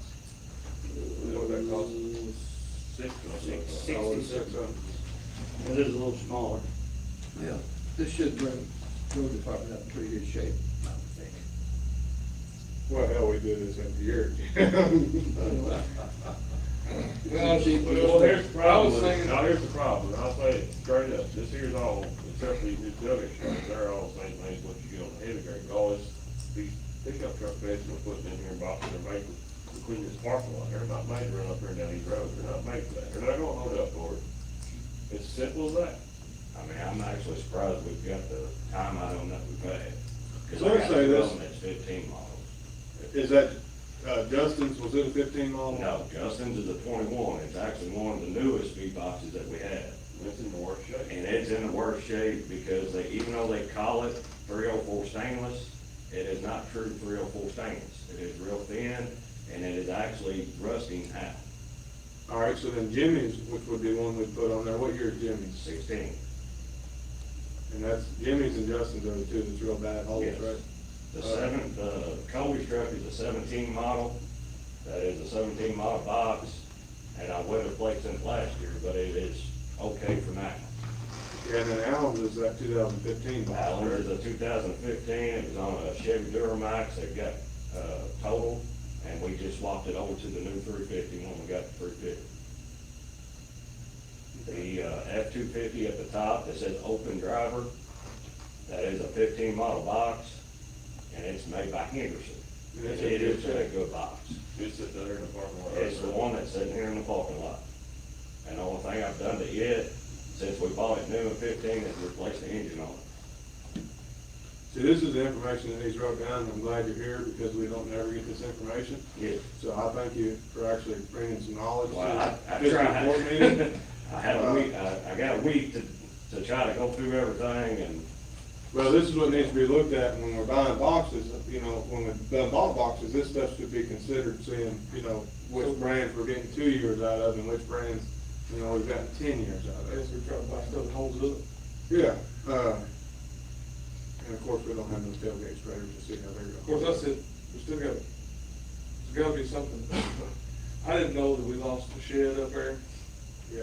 and, Yes. and we gotta, And everything they sit outside pretty much now, correct? These tailgate spreaders can be thrown in a rack inside the shop, and not take up any space, and nothing. the two tailgate spreaders actually sit inside along with the box that's on that 250. The rest of them, once the shed got destroyed, I had no place to put them. Yes, they sit outside, and, the old 250 box, when we went to it, everything worked on it, everything moved. When we went to it, none of the other boxes was that way, they was completely different. We had been talking about either getting torch or something when we take them off in the spring, something to cover them with. The tailgate spreaders, like Zach said, it'd be easy to store inside, but the big B boxes, it's a little harder, depending on how they're made, the tail fins may not come off, so I have to have something to set them on. If the tail fins come off, we can actually set them down on the concrete or something and try to get them in the salt dome covered up, or, There, you've I think you can build been using the V boxes, and that's what you learned on, and we switched over to the tailgate spreaders last year, year before, or what? What do you think on that? I have run both. I don't mind either one. With the tailgate spreaders, you can't haul more. And if y'all do decide in the future to go bigger, they all universal, they will fit on the bigger trucks. I went to the state and measured. They're the same size, they're 9 foots. The augers on the tailgate spreaders, you have less moving parts, less to go wrong. You basically got 2 hydraulic motors and 2 bearings, that's it. Where on the V boxes, you're a lot heavier, top heavy. Where on some of these little mill roads, you can't haul as much, and you got a lot more moving parts. Well, for the sake of time, I think it's kind of what Zach recommends too, but we're gonna fix the flatbed truck and then just buy 2 new tailgate spreaders for Jimmy and Justin's truck. Yes. Everybody wanna say they agree to that? You wanna make a motion? Yeah. You wanna make a motion? Go ahead. I make a motion to, we'll fix, for roughly $4,876, to repair. I would say just 5,000 on that one, put it at a good even number, if they got an extra part here and there that needs, it's covered. All right, up to $5,000, and we'll say, up to $5,000 apiece for the tailgate spreaders for Jimmy and Justin's truck. All right, is there a second? Second. All right, we have a motion by Will, seconded by Jim, to basically spend up to $15,000, $5,000 per unit to buy 2 tailgate spreaders and to fix Alan's truck. Does that sound right? All right, any discussion? I was just gonna say, we need to look at, in the future, we just gotta figure out how to way to better preserve this stuff. We can't spend 40 grand every year. Well, here's the thing with what we got, and I'll tell you this straight up. What we have gone around here, these V boxes, these chains, these moving parts, we're spending a crap ton of money. Right. Maintaining. So let's go with these tailgate spreaders, well, it should cut our cost in half, if not more. Because like you said, there's less moving parts, let's go around. Yeah, I think. And, you know, when we go to all these dump trucks, they can be stored in the shop, move the rack, move it stored up on the wall right there with the forklift, you can stack them. So when we do this, how many are we gonna have that's still at the old style? We'll have 4 new ones. We'll have 4 tailgates, and then we'll have, You'll still have. You'll have 4 V boxes. Yeah. So let's tell us that, We'll spend 20 grand next year. Well, Tailgate spreaders on them. well, not necessarily, because Todd's will be a brand new one in this year, so it'll still be good. plus they only want dump trucks. Well, so then That's it's like 250 too. Todd's truck, and the other 350, I mean, they either gotta be a box, or we just say we're not going. After Todd's box, like if the pickup truck he's driving right now, next year, we decide, say, we're not fixing it, they go with the ship, we're not replacing it. I mean, it's a pickup truck. Yeah, but that box out there is a 15 model that you said still in, right now, it's pretty Right good now, shape. there's nothing wrong with that box. Yeah, so hopefully Todd's and that one stays good, and then this one we just rebuilt should be good. I mean, in reality, it should be in real good shape next year. The only thing next year would be Kobe's truck. Yeah. But like I said, I done patched it last year. Right now, it's okay, but next year, we may have to swap it to a tailgate spreader. Or we can go on ahead and do it today, and spend 20,000 this year and be done. I'm just saying. Well, I mean, Well, we got, and then, of course, Steve is not even figured in this equation yet. There is some drivers that is not on here, like on the F-250 pickup, it says open. It is a smaller truck for newer drivers that's never pushed snow before. That's usually what we train them in. We let them ride with us. We teach them what, how we do it, and then we let them drive while we ride. And then when they feel comfortable, we usually fit them in the 250. Cal's been driving that 250 for the last 2 winters. You got Wes that is coming on. He rode with me last year. He actually plowed some snow. If we had enough trucks, we could fit him and Steve. We'd get Steve out there this year, let him ride with us. We let him do a little bit. we can fit. Tell us both again, in. how many of there is you, 10? Or 11. There's 11 of you? 11. Got 8 boxes? And it could be, it could be split up, you can split your crews to every backup. It's not necessarily having a truck for each man, as much as it could be, he working 12-hour shifts and they come in working 12 hours. Well, that's what I was getting at. If we have a big snowstorm, it's gonna need to be broke up some anyways, so. As much as you want everyone out there at one time, it's not feasible for everybody to run It's not 40 hours straight. Safety, you got a guy up here working 40 hours straight, they're falling asleep, running these trucks off the side of the road, hurt themselves, it doesn't make sense. They only working 16-hour shifts. And the dump trucks are hauling 5-ton-ish when you get a load of salt. I don't know what they haul. They'll have a Well, bigger how many load. just figure on cubic yards? Yeah. Yeah, they'll have a bigger load and. What are these tailgate spreaders, how many yards roughly do they hold? Well, on the tailgate spreader, you don't restrain the Well, I weight. know in the bed, so I'm asking what the capacity of the bed is. That I don't How know. many scoops that, what kind of loader is that?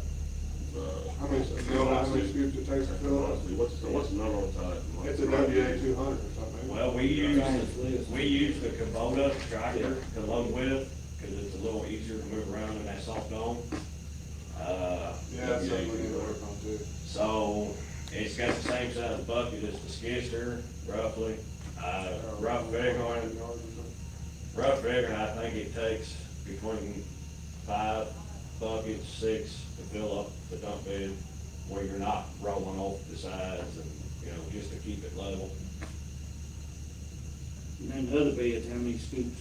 On the V boxes, you're looking roughly about 3.5 scoops. So you're not hauling twice as much, but you're hauling a third more. But that's piled up above. Yeah. Yeah.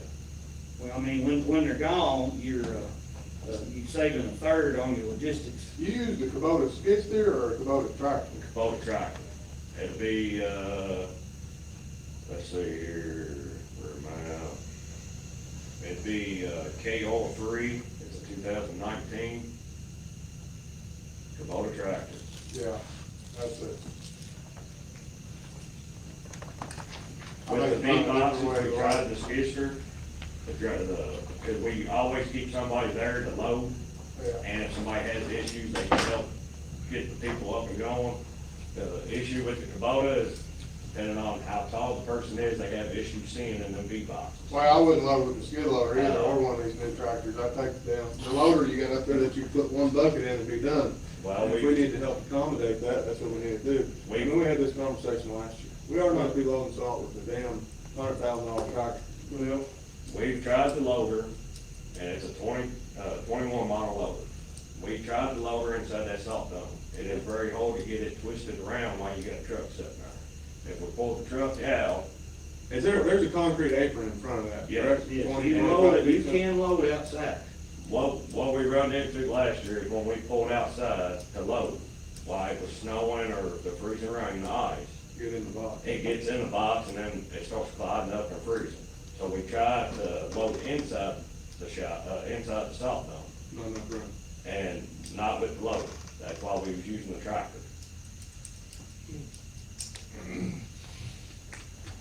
But, you pull them outside on that concrete apron, the water gets in that salt, it runs out in the gravel, then you got soft spots. We try to keep it contained as much as possible.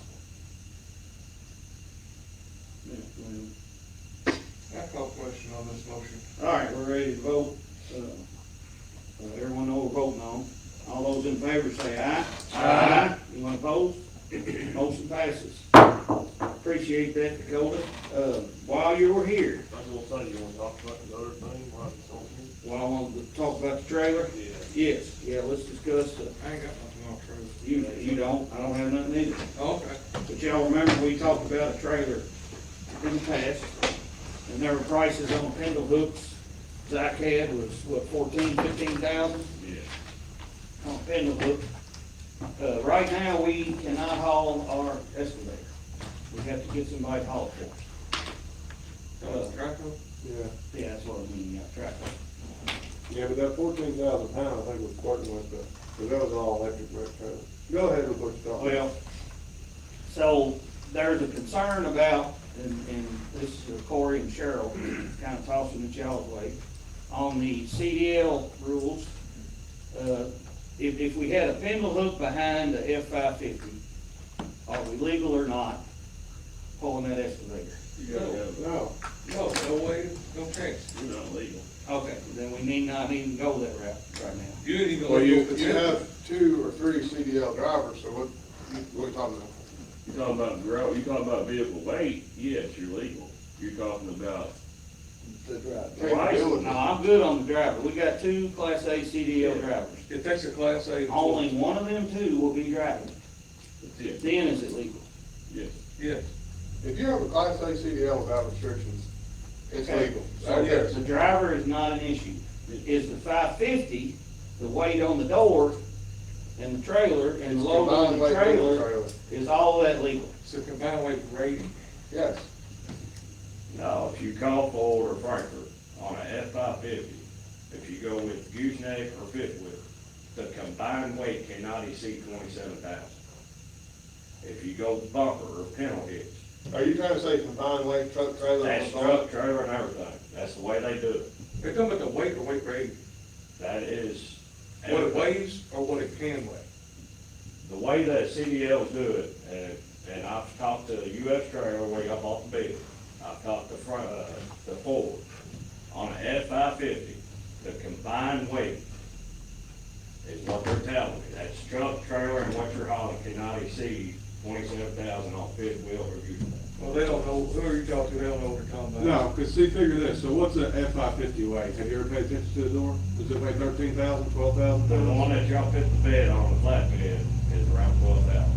So 12,000 pounds. You're gonna buy a trailer that's what, 4,000 pounds? But, that's just my guess.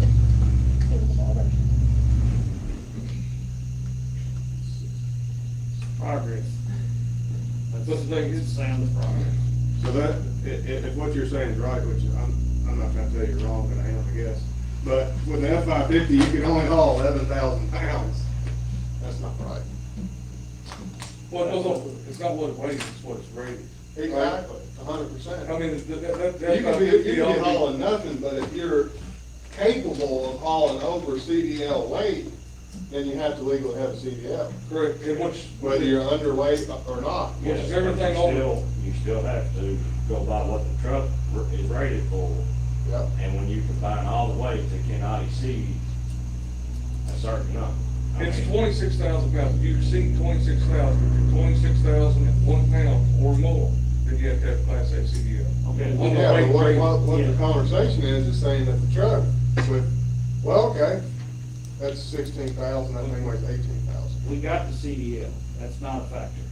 He's saying that the truck and trailer is not legal. Oh, not rated to haul that much weight? Yes. Well, that's, if you get stopped, that's a problem.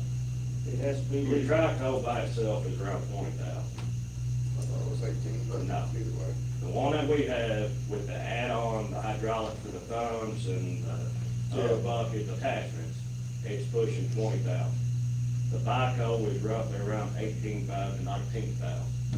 And what everybody's telling me, which I have CDLs, I have Class B, but what everybody's telling me from where we bought the bed and from Ford themselves, when you add the flatbed, the standard ball on the gooseneck says 30,000.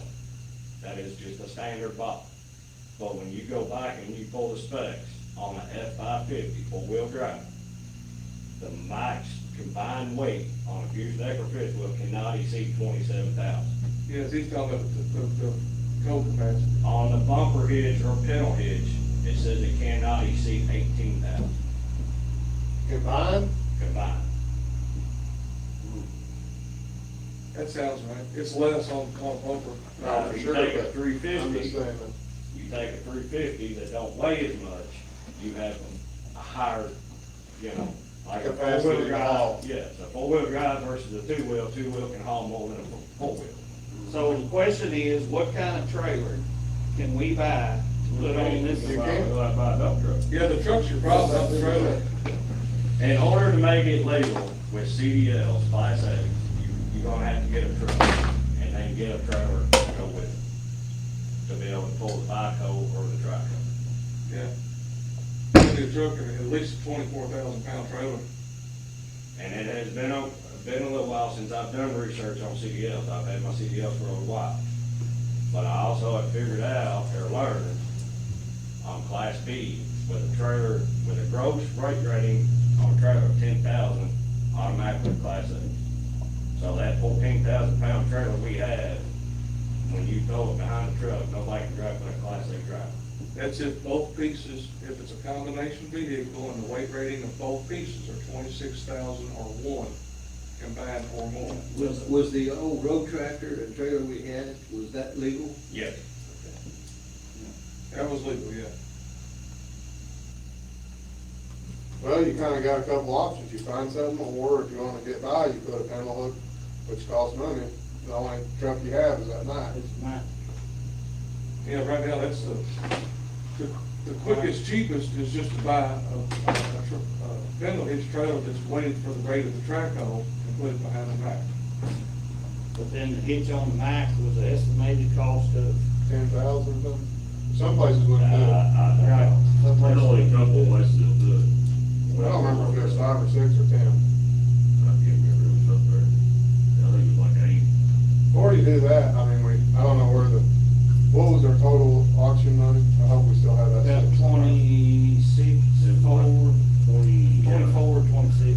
You could probably spend close to that and get it some used single axle dump truck and have the money out of the trailer. I got a question, just kind of thinking outside the box, maybe, y'all might tell me I'm stupid for saying this, but what if we think about maybe phasing out the bigger track hole, going down like a 12,000 pounder instead of 20,000? Oh yeah, you're gonna have to cost down a new tractor. I don't think I'd want that no smaller out there, putting them culverts in on the roads and stuff. What do you think? You do? Me personally, no, I wouldn't. I don't think I would either. That's a good roundabout size. I mean, you got a decent reach, it ain't so big you can't get around, I mean, it's not very big. It's not huge where you're gonna be, where you're in these quiet areas and stuff, but it's still big enough to put anything, like a tree out or something, that has to fit their wheel and bigger stuff. Yeah, I mean, you're gonna move down to like a 50 size machine. Yeah. If you're only gonna go haul 11,000 pounds, Yeah. you're gonna have a 50 size machine like a small, You think it'd be 10,000 pounds. wise to maybe just look for a used, truck and then, a trailer also? Yeah. Something, that we can afford to buy right now if we need to. Yeah, once again, you could buy one of them low pro 4700 internationals for $8,000 or $10,000 in a trailer and you'd be in at 20,000 to be able to move it. What's the load rating on a 4,700? I don't know. And you can get it under CDL, but then of course the capabilities, you still have to have a CDL. Right. It doesn't help us none, but, I mean, it'd be, If it's 40 now, it's something more. If you're gonna buy that's a dump truck, About what? that's what I said first. single axle dump truck. So you're gonna spend 20 or 30,000 to buy a decent used truck, and then you have to spend the money for a trailer. I'm not Alright, well, you get benefit out of it. To look at it this way, we got 3550s that's gonna have to be replaced. Yeah. So if you buy, not this year, but say, look about it for next year, if you look about replacing them with a full-size single axle, then you already have your truck, and then you have to have a trailer, and we can still use it for snow removal. It'll be That's kind of like what we got now, multi-purpose. Yeah, I've been thinking about that. We can buy any dump truck, because we're gonna put tailgate spreaders on them. I'm figuring the hydraulics, so that won't be that bad at all. But we've been calling, Well, I mean, you got to. we've been calling around trying to get them the prices of dump truck. You got any luck yet? The only one that has ever called me back has been Kenworth, and they will not give me a number without a spreadsheet. That's about what I've been getting. They want a spec sheet. Yeah, a spec sheet. So, then I didn't know if y'all want to spec it out. My suggestion would just be go with whatever the state is specing out. Get there, get a spec sheet from me and hand that over. And whatever they're doing, whatever, what they got, we're gonna be I don't think we got the doing. appetite for a new one. Huh? I don't think you got the appetite for buying a new one. Well, I'm not saying that, but we gotta do something. So are we gonna buy a used truck and I back think you- pedal? Or we're gonna? I don't know, unless you're ready to buy it off more than 150 Gs. I don't disagree with that, but are Are we gonna backpedal, or are we gonna try to keep going forward? I mean, Well, let's we're in do the this. business of providing services, we're not in the business of mechanical. You gotta think about that. Let's, use a state spec sheet and maybe get some prices, and we'll talk about it next meeting. Y'all good with that? I mean, we're paying $500 something. No, ain't that bad. Each time I, you move it, I don't know what they charge. a couple hundred. Yeah. Keith and Todd said a couple Well, that's the hundred. thing too, is we pay a couple $100 to move it, and that's where I was kinda at, while I waited to be like a dead issue. I mean, it isn't really costing us that much money to move it, it's more of an inconvenience. Well, that's what I was about to say, the convenience Well, then you factor. buy a new truck, and you got the insurance, all that kind of stuff, you know, I mean, that's, Well, you know. and I mean, January, February, That's what I was you're about to probably not say. using the mini excavator a bunch, or No. excavator a bunch. Not unless we get a lot of ice or something, no. Well, So let me ask you that too, so I guess, is the excavator, all the tractors, is all that stuff sitting outside now? Yep. Everything we have says that's it. I think that's a bigger problem than anything else. Well, I agree with that, 100%.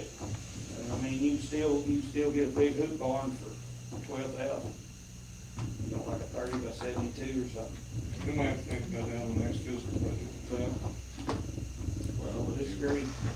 Got $100,000 of equipment sitting outside that is getting rusted on and setting and rotting sealed and fixing, hurting tires. Of course, we can probably park some up at the fairgrounds through the winter. Probably could. Open buildings. So where we at here? We got a motion on the floor, or? We done passed that one, haven't we? We done voted on that one, didn't we? Yeah. Okay. So we ready to move on?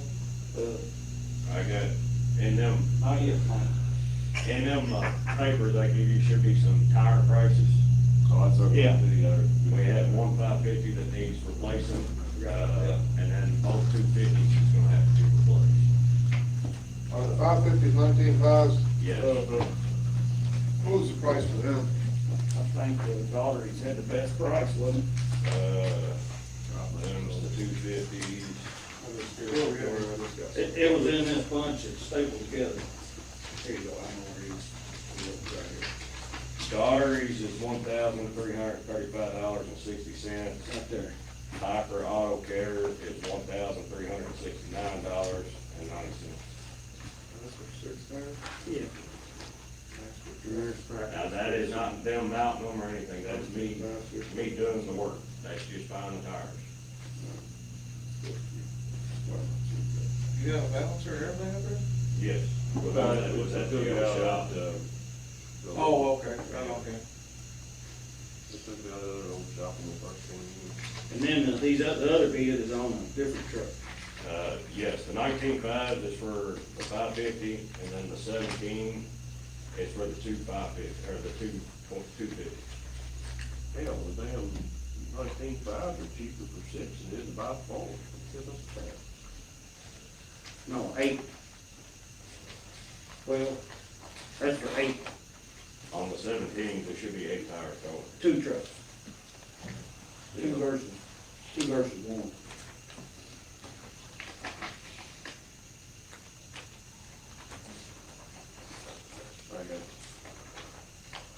We need a motion to buy tires? I'll make a motion that we buy, tires from Daughtery's, $1,568.80 for 8, and 1335.60 for 6.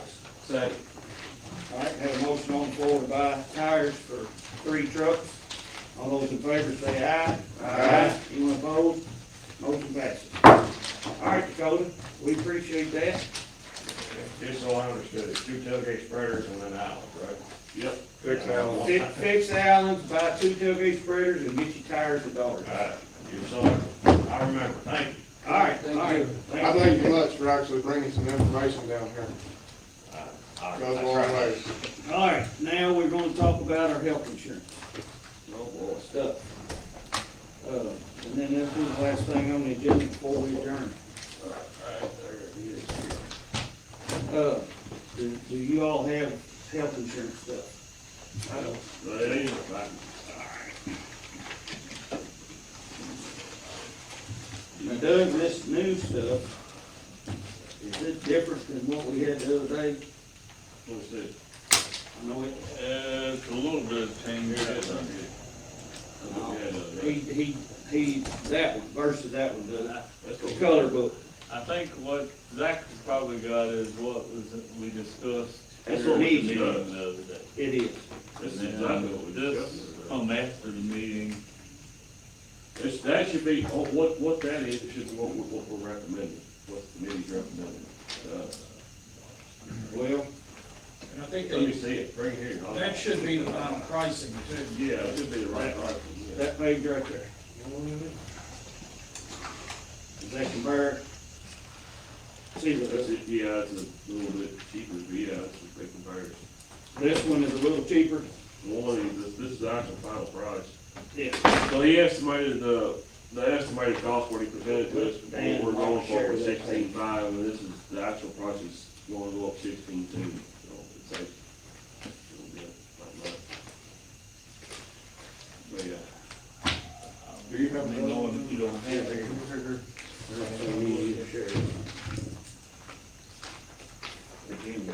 I think you're gonna miss somebody from. So page one is the plan that we're currently in right at the moment. This is the plan that we're wanting to go to on page 2. Okay. This is the dental insurance review. this is the same plans we recommended. The one with, still with United Healthcare, but one our dental and vision with United. Basically, we got our insurance, our dental plan was through Delta, and then our vision was through Davis, and what we're going to propose when we go to is just United Health all in red. And That's like 2% or something, correct? Yeah, take 2.5. right, the vision and dental will be under United instead of what it's And under then now. our life insurance, we had Dearborn, it got bought out by such and such. He proposed for us to go to More American for our life insurance, something they used a whole lot heavily was a little bit of savings, percentage savings. That's what, you know, they're gonna honor what we had, the same plan we had.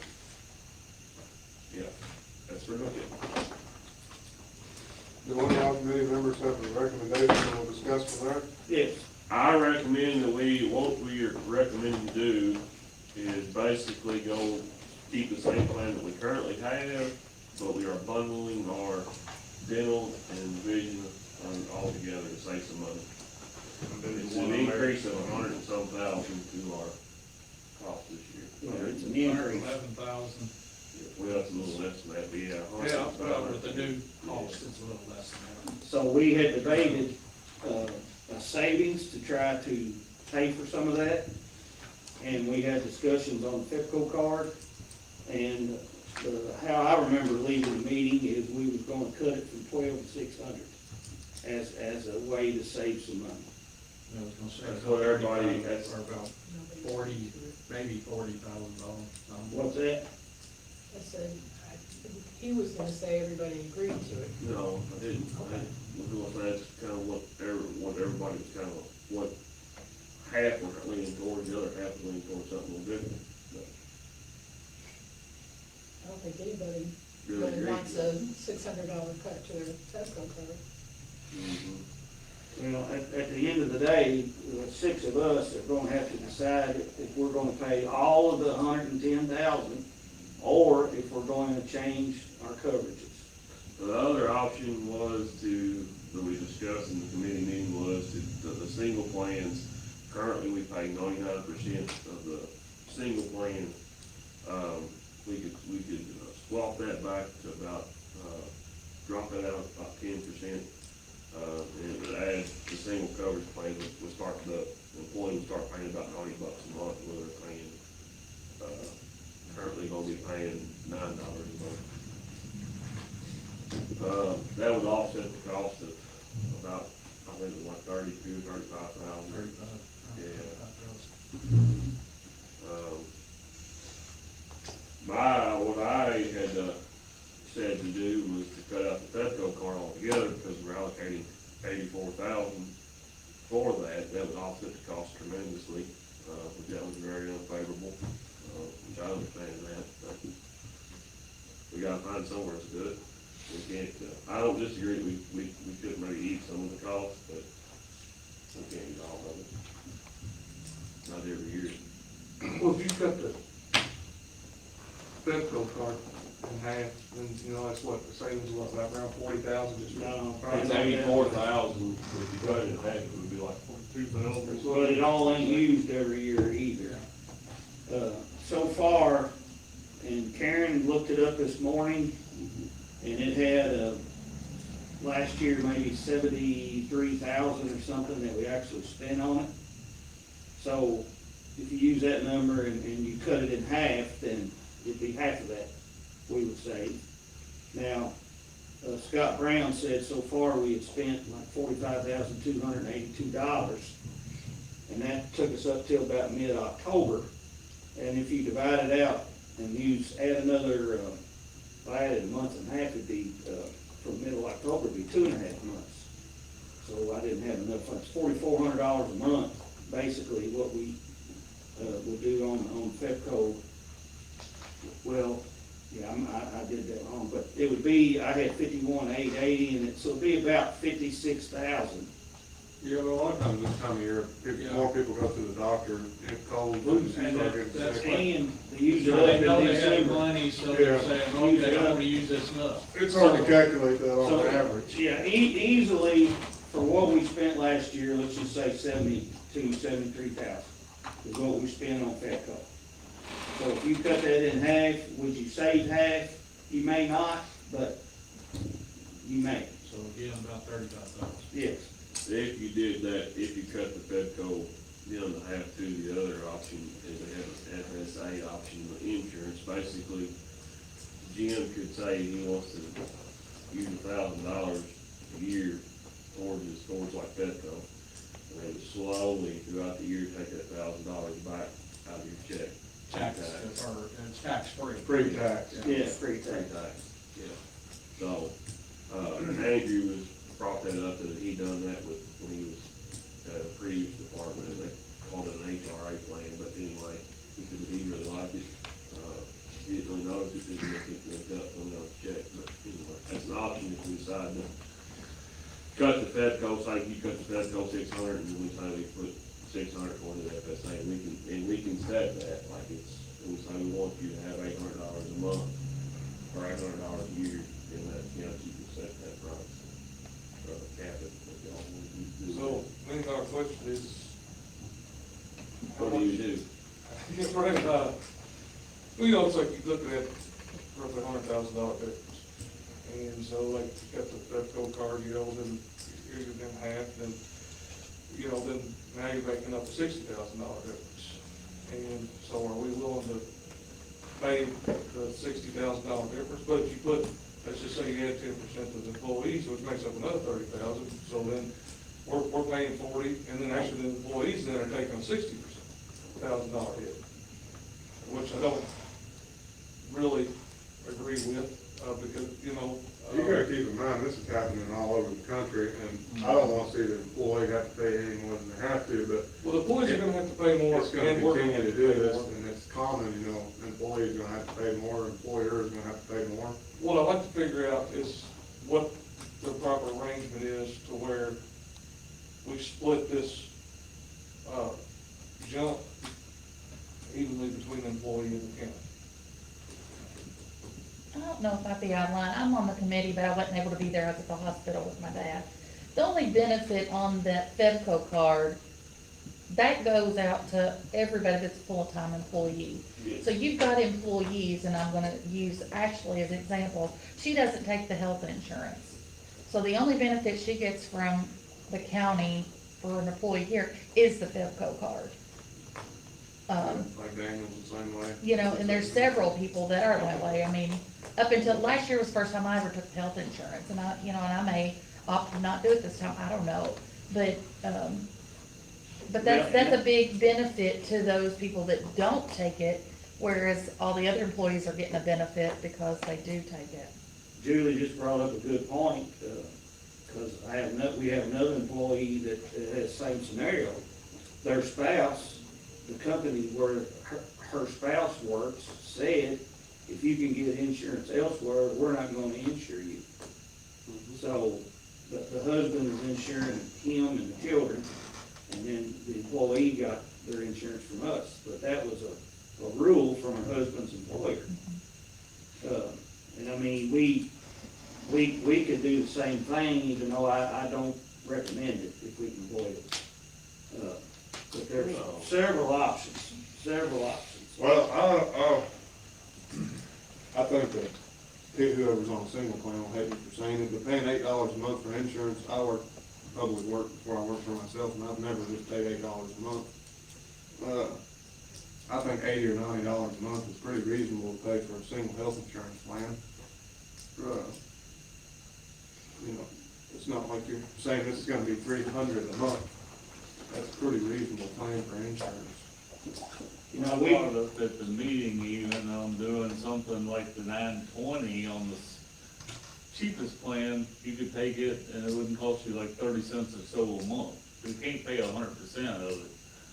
But if we even go there, you kinda know what it costs. But then if you wanna take the buyout plan, you can pay for it. Right. You know, the difference from that 920 or something. Yeah.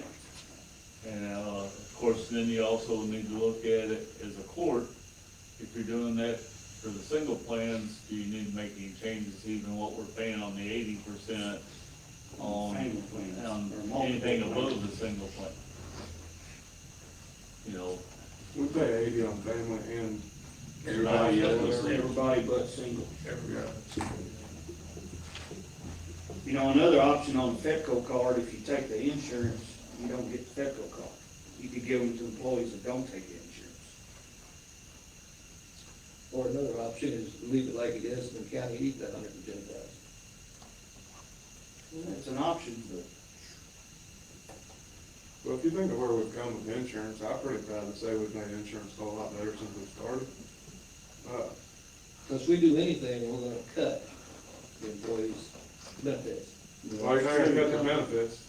Well, with this option, you're not gonna cut their benefits, it's just gonna cost them more. Well, Yeah, it's we'll more take money. money out of the paycheck.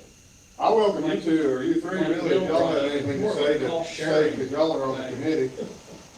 I can see y'all talking in your head, so if you have anything to say, speak up. I'm thinking, I'd love to hear your we opinion. went over this to the committee forever, there's just no real good option. I think we would definitely want to stick with the plan we're in. That's definitely the best benefit for the employee as far as coverages and all that. Just making up the expense, how much the county can eat and how much you want to try to save of it is what's difficult.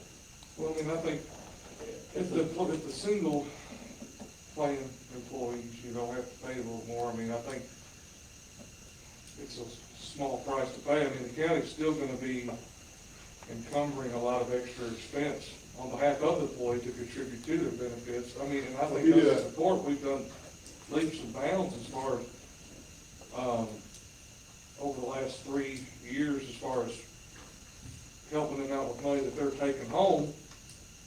You know, so it's not like we're going backwards, you know, but, you know, I think we need to try to keep it where all parties involved here, I mean, I don't care if we assume more than 50% of it, you know, I mean, if the county pays, you know, an extra $70,000, but it costs the single plan employees, you know, $80 a month, you know, then I think that's what we need to do.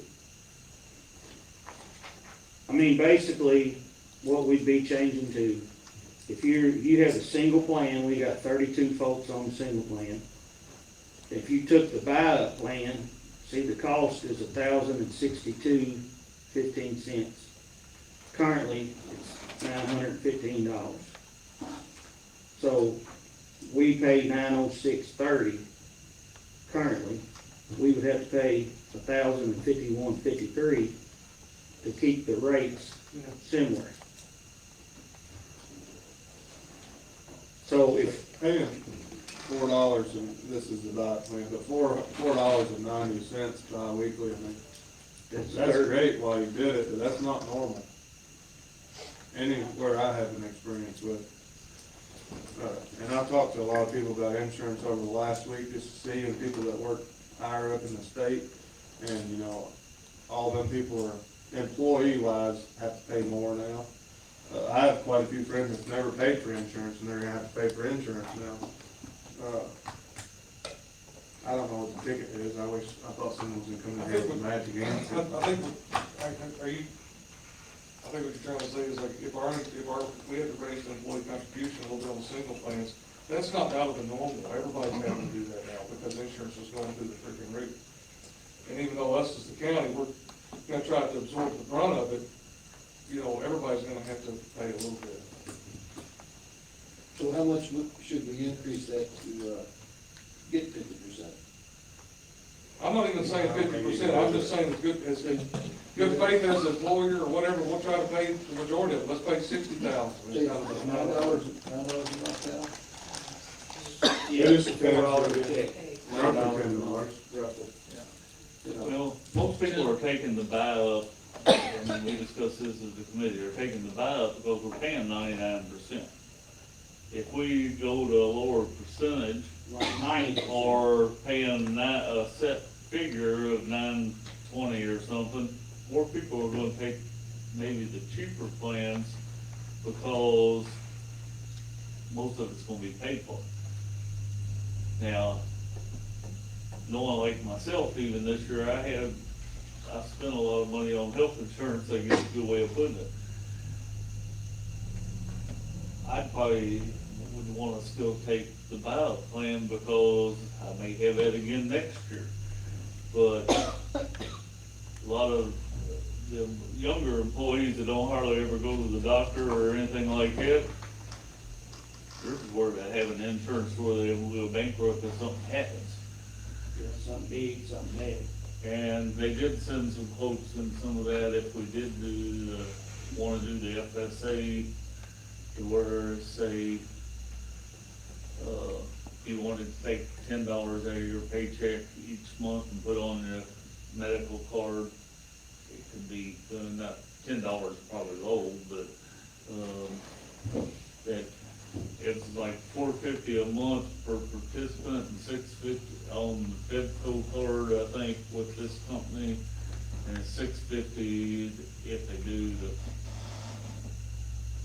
others, but Well, what was the exact number, I think, see if everyone's on board. If you do the 10% on the single plan, does anybody have the number, what changes? I don't have it. $90 employee, It went up $90. it'd be 90, So it'd be right at $100 a month. $90 a month. 109. It's currently $10 what they pay. But All right, so what I'm saying that is would be though, if Thirty, they, what thousand does that do? He's got What was the 32 question, Will? employees on the same. I mean, it depends on how many, and we talked about it, that there's so many numbers. I Oh, don't know how many take the ballot plan. Here somewhere, I know. so I think, I'm not gonna say everybody, but everyone up here. If you do that, what does that take out of that $110 It figure? was roughly 35,000, correct? just say roughly that. Roughly? 35,000. All right, So so, that'd be per month you're looking at. Well, it wouldn't be 35,000 a month. It'd, it'd be 35,000 over a year. a year. Be like 2,800 a month. Yeah, Mhm. so, I believe that's right. 90 times 32 would be 20, Yeah. 28, 80, almost 35. if everyone's in agreement with doing that, I mean, and we're still, and the county's still eating the bulk of it. And I think, you know, you're still getting paid more than the family or spouse, percentage wise. right. So that's gonna be 89% paid by the employer. Because currently we're paying 99, if you take 10%, it's obviously 89. Yeah. So then I guess the next question, I think that figure though is going to 90%. goes to 90%, well, I'm fine with 90%. You're It's a 90%. 9% difference other than 10. It was 90% for single and 80% for other plans. Yeah, not gonna change the 80%, just change the single plan. So just say roughly 35,000, and the next talk, seems like what was recommended or talked about is talking about Petco. Right. So I let's mean, figure that out. cutting it in half is, you know, any option. You could cut it to 0, you could cut it to 1,000, you could cut it to 800, you could cut it to you know, you can make it whatever you want. Any lowering from 1,200 would be a savings to the county. The only reason that I brought it up is, once again, it is a benefit. It's a benefit to the county, but it's a benefit that does not cost the employees a dime. So, us giving it to them, yes, is a benefit, and I'm glad we're able to do that, but us cutting it does not affect their paycheck. Nobody seems to understand it. It's gonna cost them some more money, because they gotta pay a copay. Well, if they go to the doctor, it costs them money, or if they go get, and Yeah, I think he was everyone does. emphasizing it doesn't change the money that your paycheck is I really. think cutting it at all is a bad idea, but that's not unpopular. That's what everybody. You're on the community explaining. That- I mean, you're in essence taking a benefit away. I know my insurance, I take the family plan. My plan's going up $90 a month.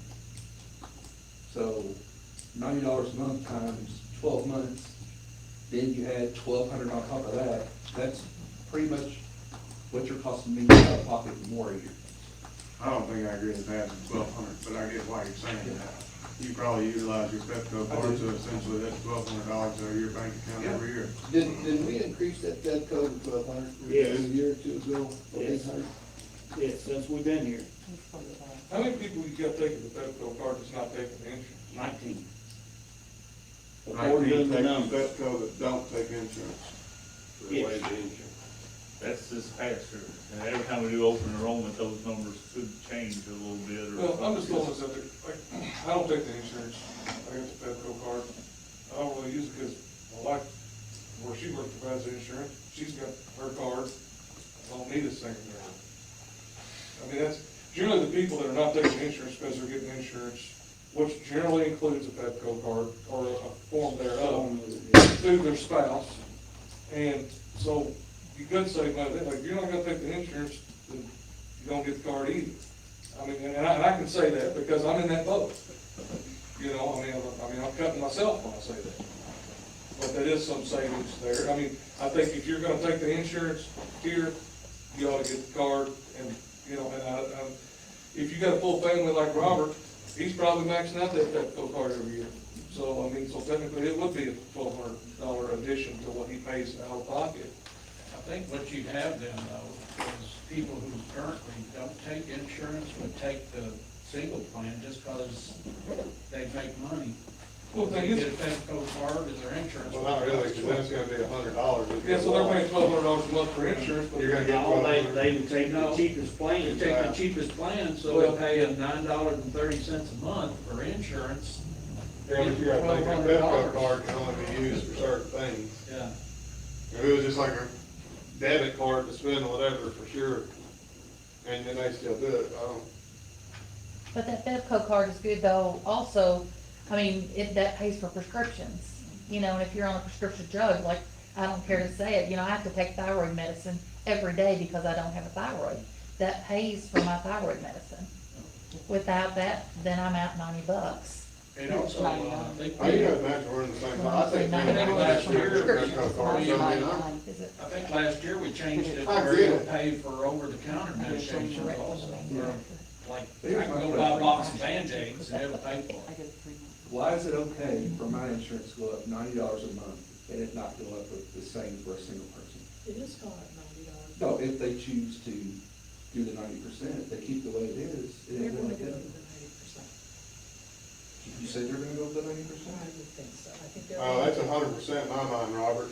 And like I said, any single person would probably hate me, but I've never seen a single insurance, and we have good coverage, really, insurance-wise. Costs $10, I mean, that's hunky-dory. I love it for you, but it's something. And $100 is not out of reason, you know, to pay for a single insurance. Could you offer the employee the option of not taking that $1,200 Bevco card and putting that money towards paying for their insurance? I don't know how you do that, but I have no idea. I don't know. I mean, I just hate to see the ones, like, I know Michael said he doesn't use it, but the ones that don't take the insurance lose that Bevco card, because still, even though they've got insurance through their family, if their kid's sick, they can still get the prescriptions with that Bevco card. I mean, I'm kinda, That seems like it'd be in the weeds. I'm kinda hearing that doing away with the Fiscal card might not be the best option, but maybe reducing the price that we put into it. Well, let's say might be this, an option. Robert, you seem pretty stern on keeping the Fedco card, so if you wanna keep the Fedco card, would you rather have the Fedco card and these rates increase and you pay more than $90 extra per month? What's the worst of the two evils for you? That's the thing. In your opinion? I don't know. I can't answer that. I don't know either. And that's why I just. That's when we went back and forth with the committee meeting, but I can't. That's why I threw out there like that safe thing. I just know you, Well, so it comes down to how much money do we need to save? Or do we wanna say is fair between the county paying for the insurance, current, and the employee absorbing the cost? Cause we're saying 90%, but I think, maybe it's 95. Well, here's the thing, is like this, like my opinion, it's my opinion, so I thought about it for me, we need 110,000. We need it, no problem, won't change a thing, the insurance is still gonna go up for employee costs. Still gonna go up whether we eat it or not. So, we eat it, but then are we gonna be able to afford to give raises next year? Are we gonna be able to, that's where you gotta look at, so if we eat this, then we're gonna cut it somewhere else. Yeah, I mean, you talk about like these figures, you talk about $100,000 increase, you talk about this thing here, we're talking about raising this on the single plan, I mean, we're still absorbing 70% of the cost roughly of the increase as the county. And, so I don't think anybody in their right mind, I mean, everybody can argue it, but I think it would be hard to argue that we're not still doing the right thing for providing our employees by absorbing 70% of the increase in cost. If you lower it on the singles, is it fair not to lower it on the ones on the family coverage? I think so, because we already paid I mean, it's 80% right now. 99%. Should we go to 78% or something? I mean, even where they cover a little more too? You're talking about making the employee of The family Family coverage, pay the more? employee pays more, is that what you're saying? Yeah. Their rates are. Or it's above a single I'm not- plan? I'm not- Last year, we got a family plan where it was affordable for a young man to come into the sheriff's office and work. And it's still not I mean, you look at what they pay for, if you're a 22-year-old young family, I mean, it's, how much more can you get them to pay? I think I'm not interested in raising the rate family at all. If we reduce what it's gonna cost them more, they're gonna come back next year and, hey, we need a pay raise, definitely need a pay raise. Whereas if we leave it the same, we can say next year, well, we ate all the insurance, maybe you can go a year without a pay raise. Yeah, I don't think anybody's gonna reason that out. Either way, Some I of think us if we- even, We gave a pay raise every year. We've been- some of us even talked about doing away with the top insurance plan we had, because that's the most expensive plan. And if you did away with that, Yeah, then you could do away with offering plans, you can offer one plan, you can offer two plans, you can offer three plans. What we generally give, cost of living, Well, we've been trying to do. and that would cover, the increase on these single plans. That would cover what they would encumber with our increase, what they gotta pay on their insurance. I mean, but that's what it's for. That's why you get the cost of living, because their cost of living and providing insurance is more.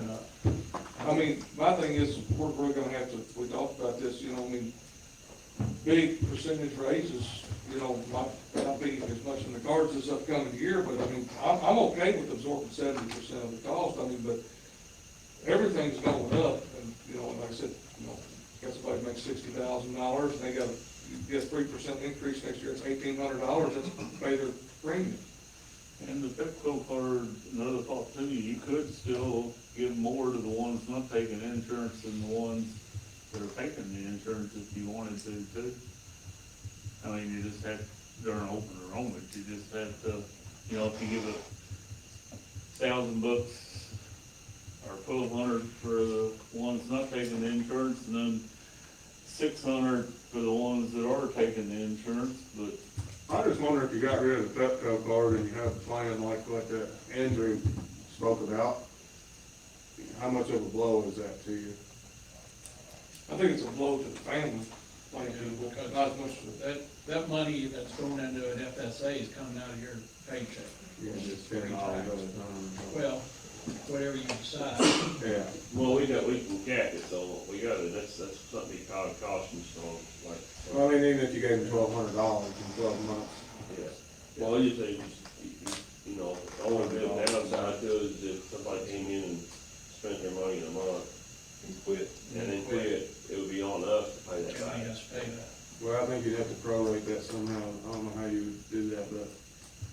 The reason why I brought that up is that there seemed to be like a lot of appetite going towards cutting it in half to 600, and I thought, well, we can make up that 600 with, you know, HSA card. Can we put that in at any time, Doug? We don't have to put that in today.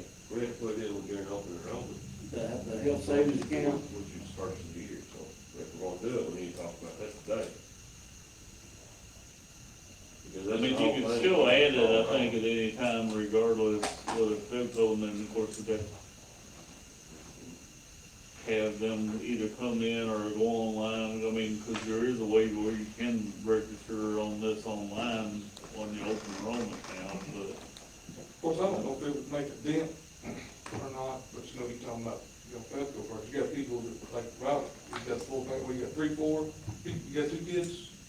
Got, my wife is 13-year-old. Yeah, so he's got, most people have 3 or 4 people, and they're getting $1,200 on the Fiscal card. Is it fair that the single person gets the same $1,200? He's got to stretch his Fiscal card across 4 families, 3, 4, sometimes people got 5 family members.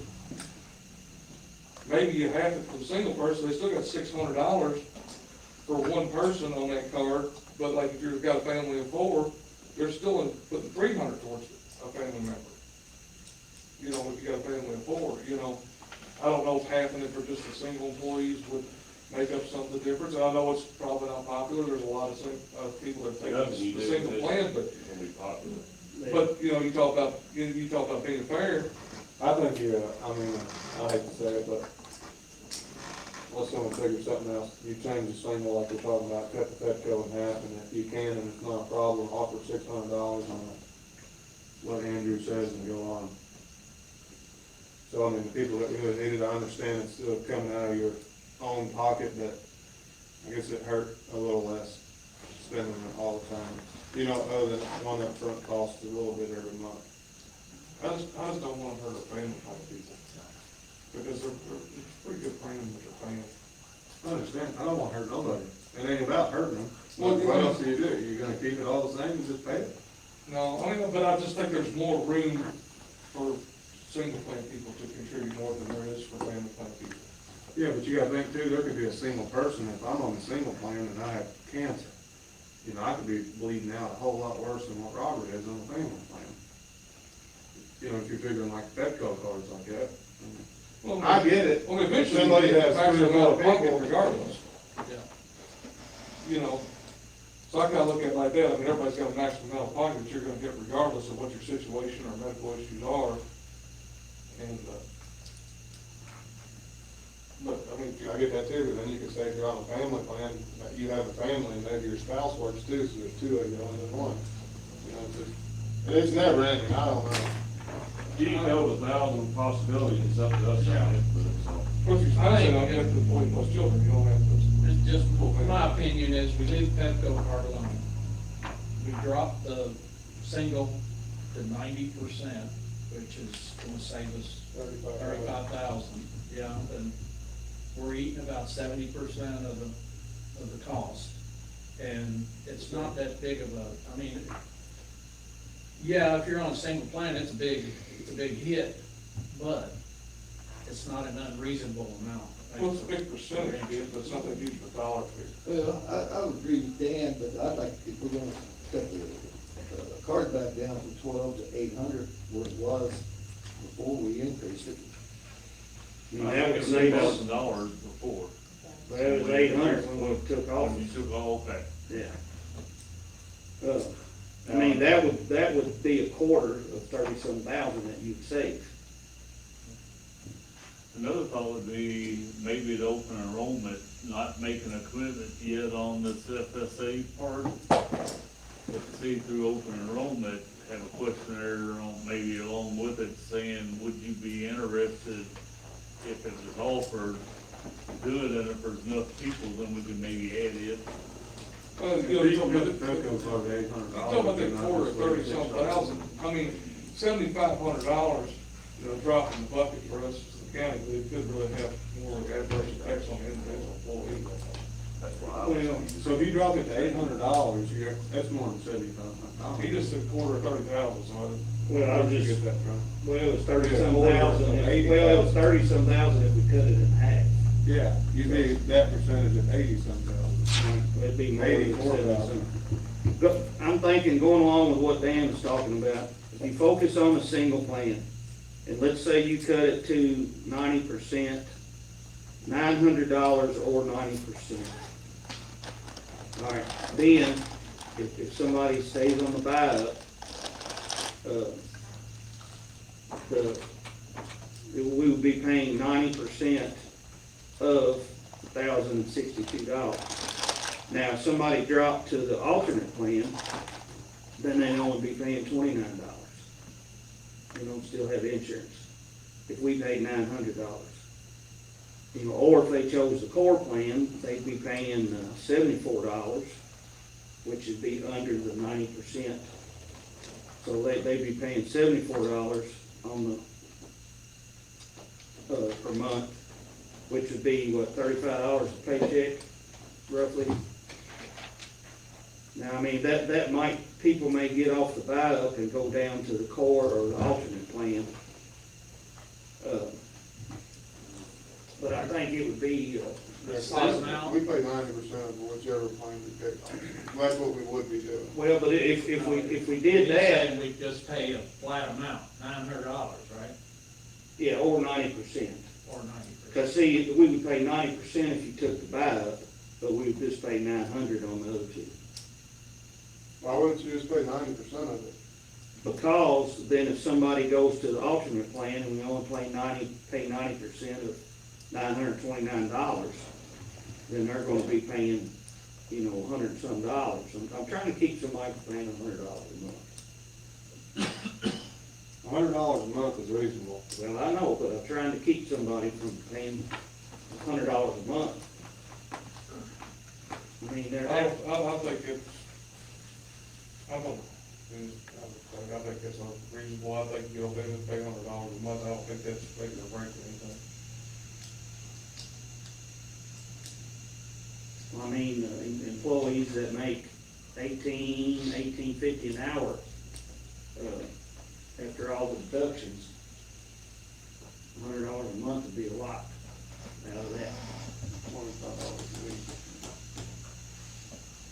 And it's pre-tax. And again, we can leave it like it is, and the county eats $110,000. And then all the employees are happy. Go for long, you keep doing that. I mean, we don't have to do it again next year. Why won't we have to do it again next year? You don't think they're gonna raise insurance again No, I next year? say, we won't have to do it until next year, then we can make a decision if we wanna cut it then, You know how much more we're already paying in insurance? Well, one would say this, listen, No, really. Jim brings up a good point, every year this is gonna come back around. Well, right, it's probably gonna go up every year, and it's been talked about our coverage going down to 90% on this, and then the Fiscal card, why don't you just kind of split the differences first time, and let's just do the Fiscal card alone, let's just do the 90%, and do it just straight like that, and then we'll see how the chips fall, and in 12 months, we need to revisit it when time comes around, we'll revisit it. But I'm not in the mood for the county to eat it all. I would get a big majority of it. But let's start with covering 70 to 75% of the total increase, and then let's chips fall where they may, and revisit in 12 months. I mean, I don't think anybody could say that we're not caring about our employees if we're still covering 75% of an over $100,000 increase. I'll make a motion that we leave the FEFCO alone and we cut the single plan to 90%. Second. All right, motion by myself, seconded by Mike and Dan, or either or. All right, Mike, second by Mike. To leave FEPCO alone and then cut the single plan to 90%. Any discussion?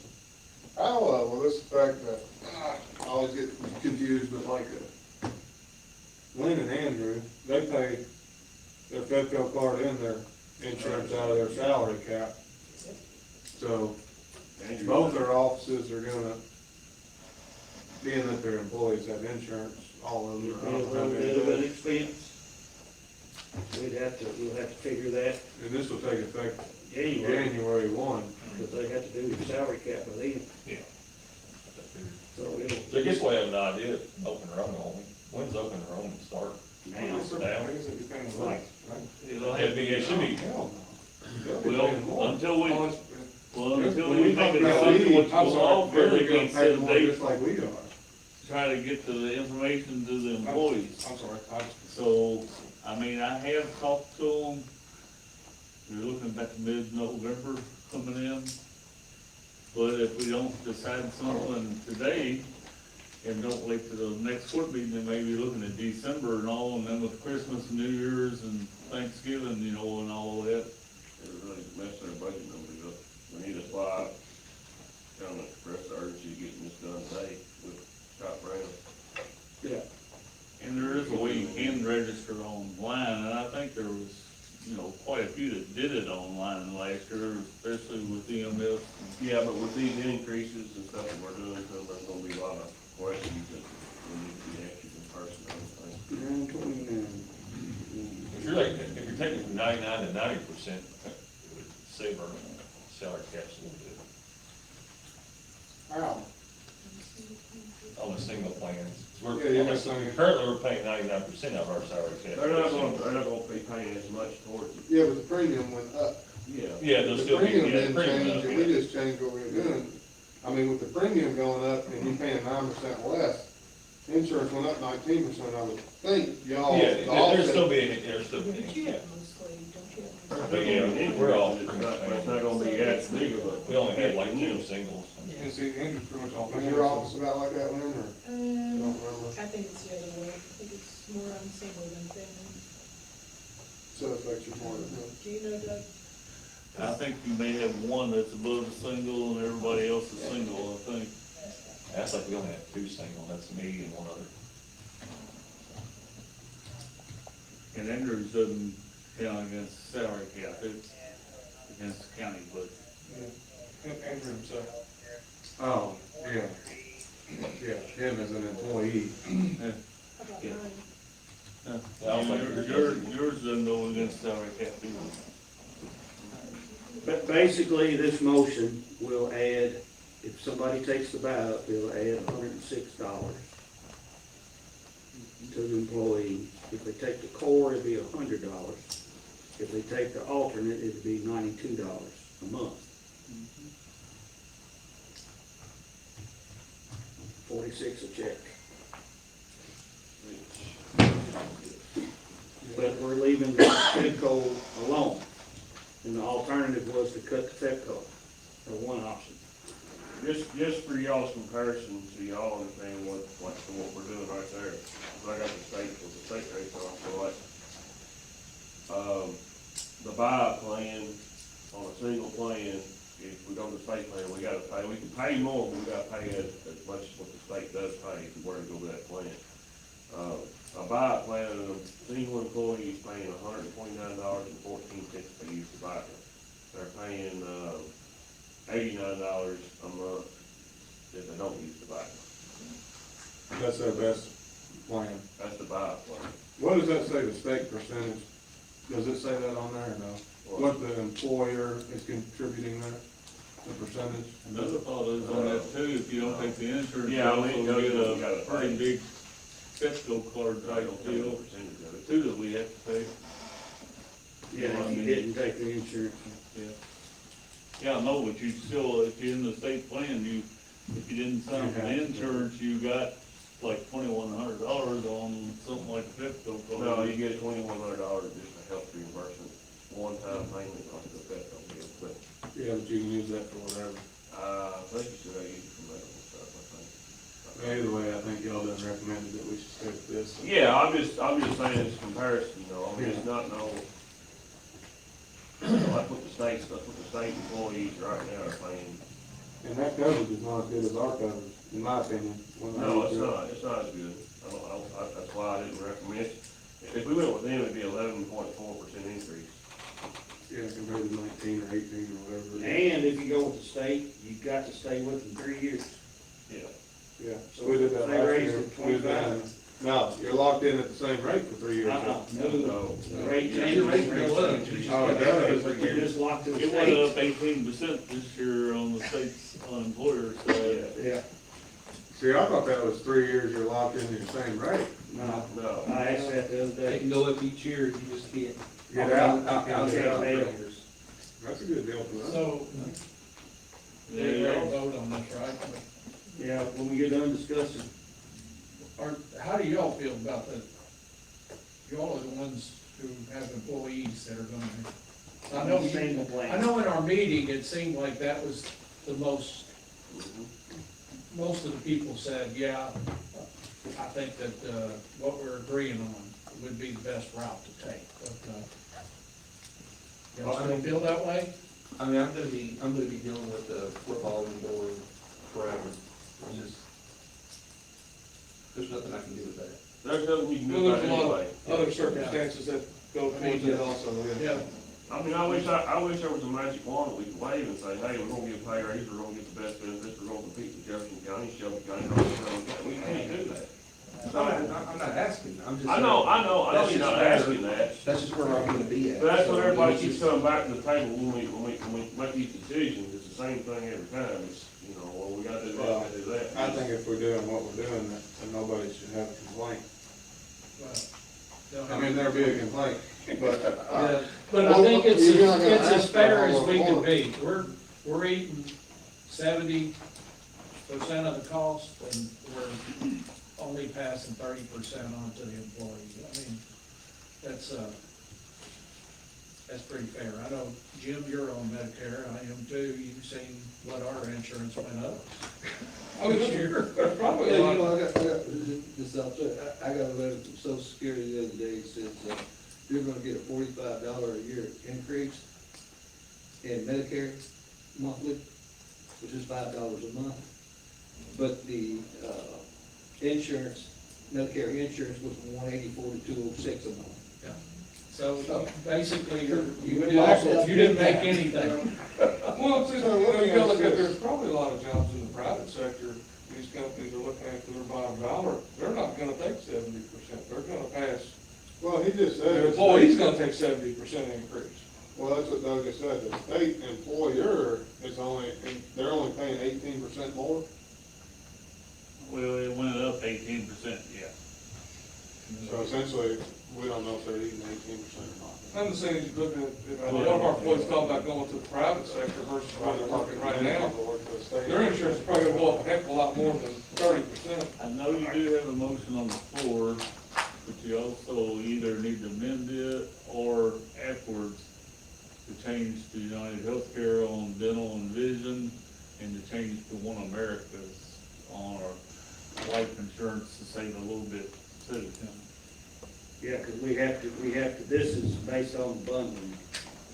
Yeah. So, all right, I'll do it unless y'all want to amend it, we can do it in a separate motion after we pass or fail this one. All right, y'all ready to vote? All right.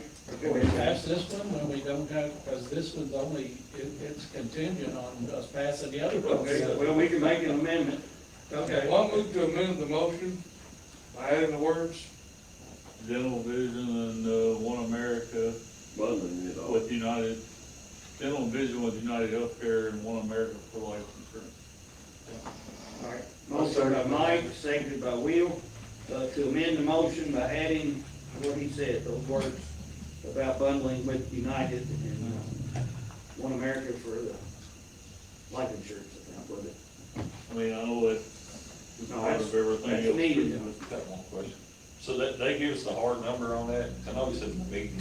Yeah, it's at 16, the hard number is 8,880, or 8,000, $83.10, yeah, $10. Eight I hundred do see, eighty-three. think it's gonna be more, so it might be a little less.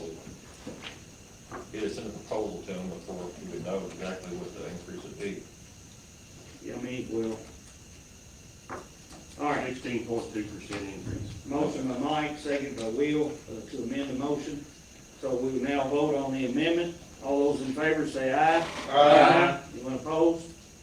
Motion passes. Now we have the motion as amended, which states that we would stay with United and bundle with them and do One America for life insurance and reduce the single plan down to 90%. Any other discussion?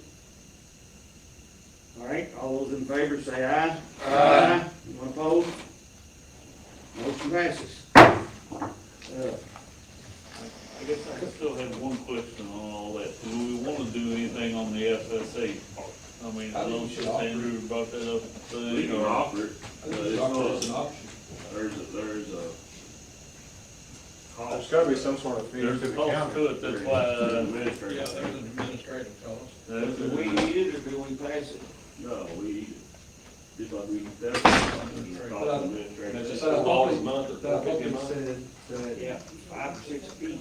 well, I thought they said that we could go with a company that would do both car or Pepco and Yeah. that under one piece. Yeah, but he hadn't used them that much, and he only used them one time or something, I don't remember, it was something to that. The company that he recommends to use, and he's had a lot of good work, good issues with, was separate. Like $5 an employee. Yeah, then there wouldn't be no increase. EBC, the annual fee's like $300, monthly combat, or Or already cost you- $675 a month for one fee and $450 for the other, so, of course, by leaving the Pepco card alone, we may wanna not worry about this right Doing this now. right now. And we can still do more research on it or something, if we can add it later if we want. I don't think it'd be a whole lot of employees that could take it, but the ones that, take proper education, or they have families, And it rolls over, so. and it rolls over, I mean, it's But it it is a only nice rolls over benefit. $680, so if you do your $680, you get that paid in a year, you don't use it, and it rolls over, and you have $680 next year already paid for. Would it be the best option to do like Doug suggested, that when we do the enrollment, we quiz our folks? Well, I mean, it's something we gotta vote to offer. At that time. If you wanna offer it, we gotta vote to offer it before, All right. you If y'all wanna vote to offer, it, this is the time. What was the administration fee? know, like $4 or $5 a person. $600 a month If for everybody does it. EBC, and So then you're talking about another, plus the $450 and $650. Yeah. I think we just did a pretty good service for every employee we got, let's run with what we got. You've got an argument saying we didn't do it right, preach it, because I think we did the best we could. It's still something we can look into next year, Instead of too, somebody that leaves you in the don't middle put of the this year, year. they've already spent Already put in there. whatever, you gotta eat. Like Doug said, we can look at it next year. Couple things, well, we gotta approve the bills. All right, next item on the agenda is the bills. A lot of discussion today. Anyone have any questions about the bills? Make a motion to pay the bills and do the transfers. All right, motion by Jim, second by Zach, to pay the invoices and do the bills and pay the bills and transfers. Any other discussion? All right, all those in favor say aye. Aye. Anyone opposed? Motion passes. Okay, go ahead, Jim. Yeah, just a comment. Remember, we formed a committee, that me and Will, and I think Julie, to revise or look into changing, amending, zoning regulations because of the sewer plant coming in. And, I noticed in their minutes, Tom Morsey there at Hill Creek asked if they could provide sewers to his 108 acre farm, Route 55 there. So, it's coming fast. So I think that committee, I don't remember who was on it, start having meetings and looking, I know Julie printed out Those The, blue I books. made all the books you asked for, but most of them are still up there. well, I've got several at my house, I got for each, so anyway, can you find out who's on that committee? I don't think we ever. Yeah, I mean, we can go back and look, I and, was gonna say, Will and I, Laura Yeah, and the you, same. and Julie, but I don't know who else. Okay, well, that's fine, but I think we ought to start having some meetings here. That's We where- ought to have somebody from No, the I'm planning talking zoning board. about before the end of this year, Oh, I think it's different. no, immediately, Like immediately. you know, like, you know, I mean, and two, Right after we're, lunch today. once every 2 weeks or something like that, I mean, You good, Greg? it's about time for the planning commission to do our comprehensive plan again also. So it all have to intertwine. It'll be a rather big undertaking. Why don't you all have a goal of maybe having a meeting before Thanksgiving or right after to set a schedule of events? Well, I mean, I don't think I would dive into all of it if you keep it a little bit less stressful too. If you want to dive into it, just dive into the sewer side of it. And I think it's the most pressing matter right now. Well, there's a couple other things. Well, I don't want to there's- say that, 'cause I have a couple things. what are you gonna allow as far as, you know, that's you what you know, got, you got your, you know, that's what you are. apartment buildings and that we don't have now, or, yeah, there's a lot to I do. mean, there's guidelines in there on what, size lots you have to have on sewer and, things like that. It's already in there, but it may not be what you want. Yeah. And I know there's a lady at KIP I that think said it's in she pretty good could, shape itself. what was it, Wilson? I can't remember, Jennifer Wilson, Felicia Harper. They would help us also on the zoning issues.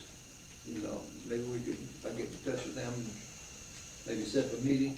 If you could, Julie, maybe just get a meeting set up before Thanksgiving. Okay. These three, and then, get the folks, and maybe if you have planning and zoning folks. Okay. I would probably put a couple of them on there just to see if there's way it And if you all are okay, like Julie and Jim can kind of be the co-chairman, if we need a co-chairman, or did we already appoint a chairman? So if you two would mind being co-chairman of this committee, and that way you got point people, and then you can, talk to you guys, to see when you're available, and we'll go from there. Try to meet Well, I before think that- Thanksgiving. Appointing the people should be within the group. Nothing against you two, but that's how it works right now. How would it cost to get, it's getting too many cooks in the kitchen, you ain't nothing. Yeah, 4 people is the max you need on this committee, because, you get 4 opinions already. If you add another person, it's 5 opinions. Well, I'm just saying, I I would found put that you can't somebody get anything done, on the more planning people and you zoning got. board that is our recommending body on that committee. Oh, that's all this committee would do, would be recommend.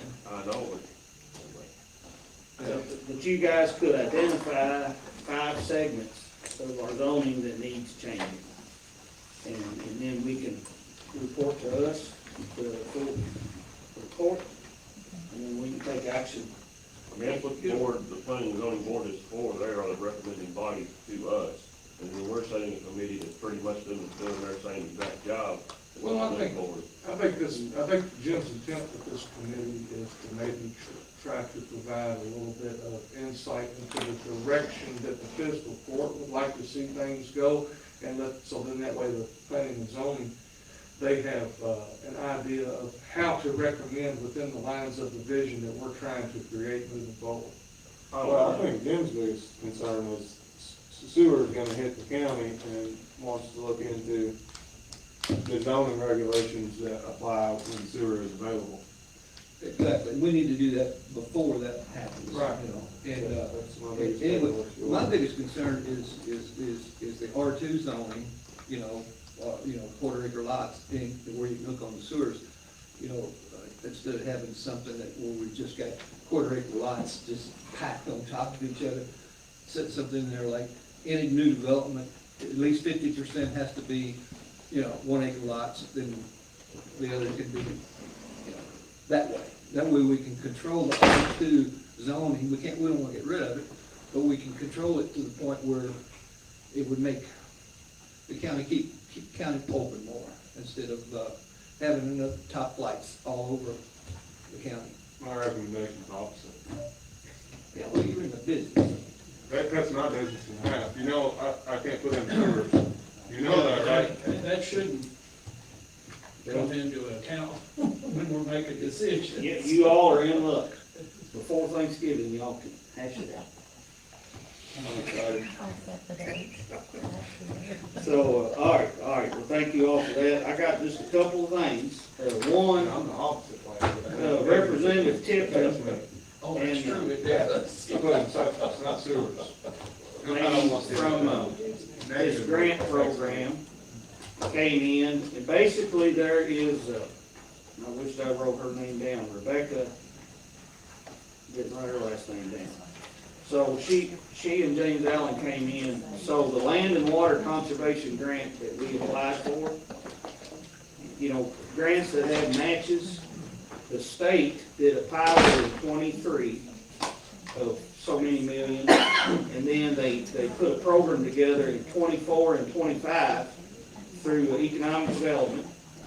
Here's a whole list that she left in my office. I don't have copies, but if y'all look in my office of different things. Did we get awarded that grant or we heard from it? Okay, haven't heard from it yet. But what this does, if we got awarded the land and water grant, this grant would do our match. Here's an example. My good friend, John Ogburn, judge in Trimble County, I know Jim knows him quite well. They got approved for a Trimble County Park splash pad. And it was a $475,000 project. This grant paid $232,000 and change. Land and water grant, I believe it was land and water, federal funds was $237,000. The county paid $4,658 out of their coffer and got that paid for.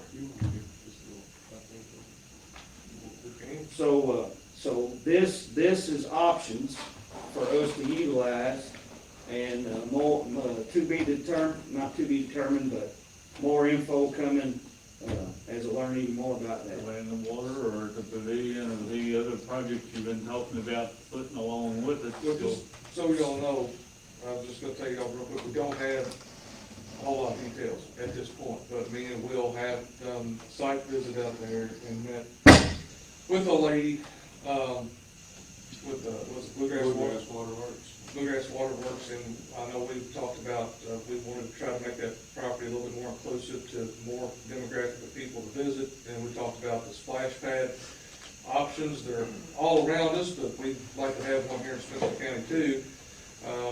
She's got a lot of ideas, and the good thing about her is she can provide a turnkey option.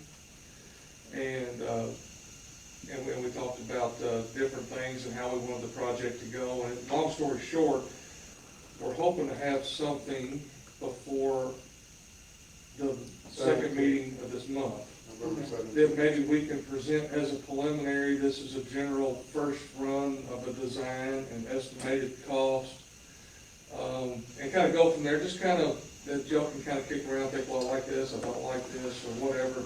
But it's still pretty early. But our meeting was very optimistic. I walked away from very optimistic that we can do something that's pretty budgetary that we was talking about on that piece of property, and she seemed pretty hopeful that we can get something. If we move forward with the approval process with her in a timely manner, 60, 90 days, or maybe just a little bit more, that it could be a possibility that this could be installed and finished before the conclusion of the warmer months next year, possibly. So we talked about a lot of different options versus, our recirculate system, or one that dumps into the sewer, and she talked about how regulations have changed now that the splash parks got kind of lumped in under the same regulatory purview as like public pools, and that changed some of the things as far as treatment of the water and things that we'll have to do.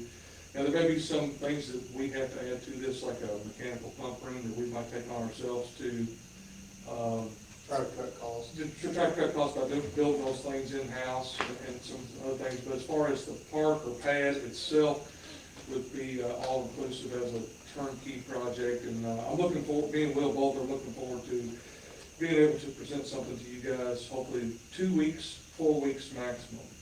Do y'all have, or can you share a ballpark number? I'm not going to at this point. Okay.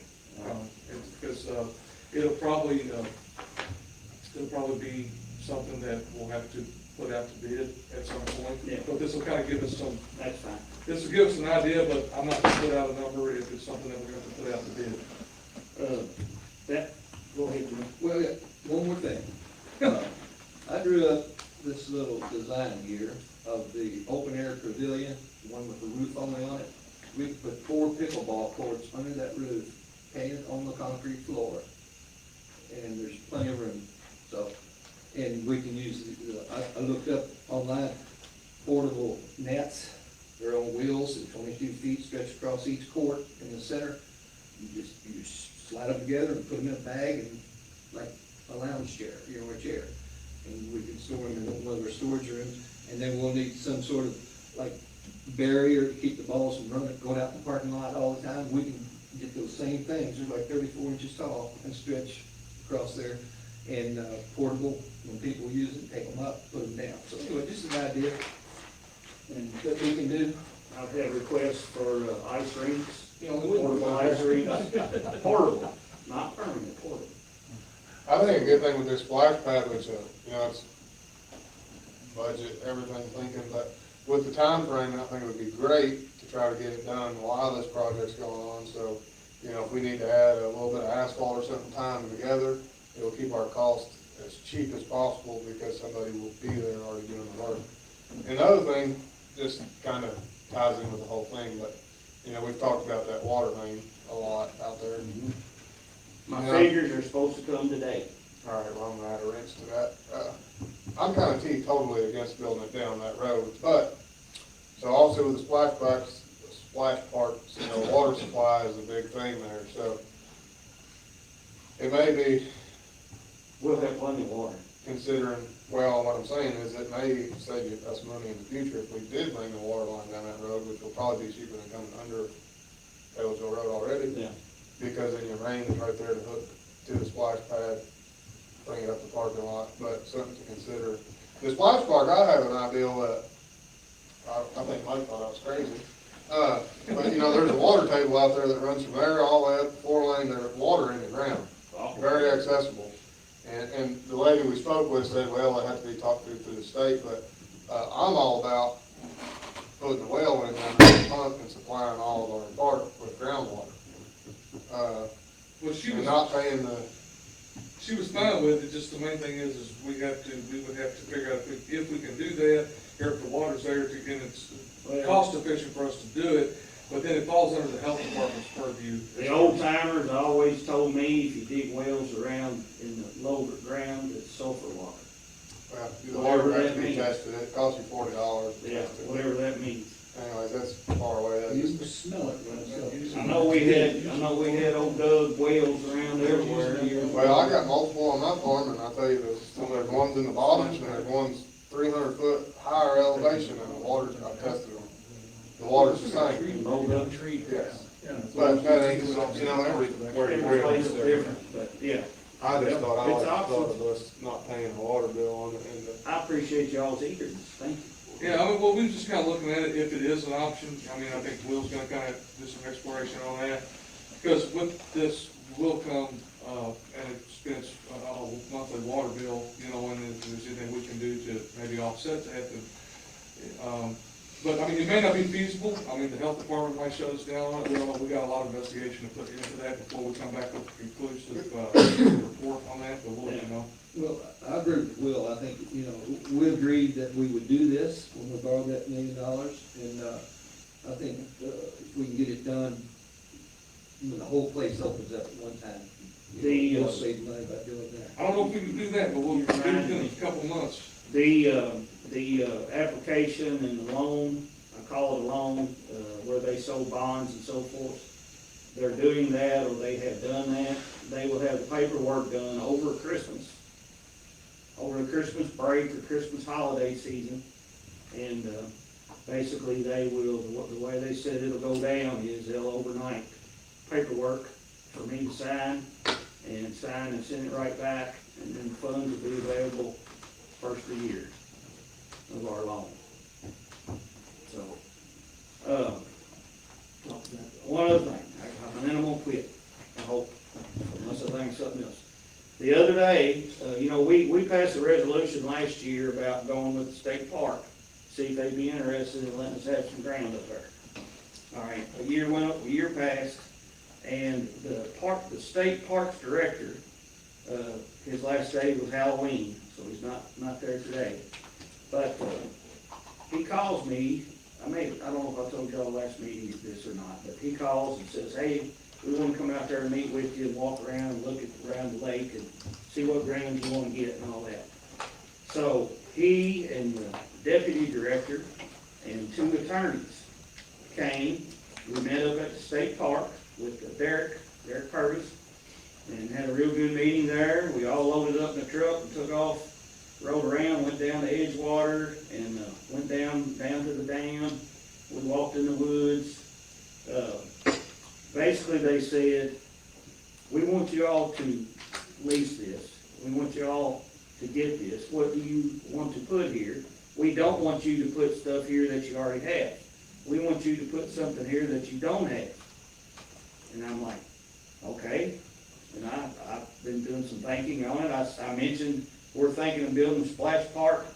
Well, everybody wants a splash park. They would love a splash park.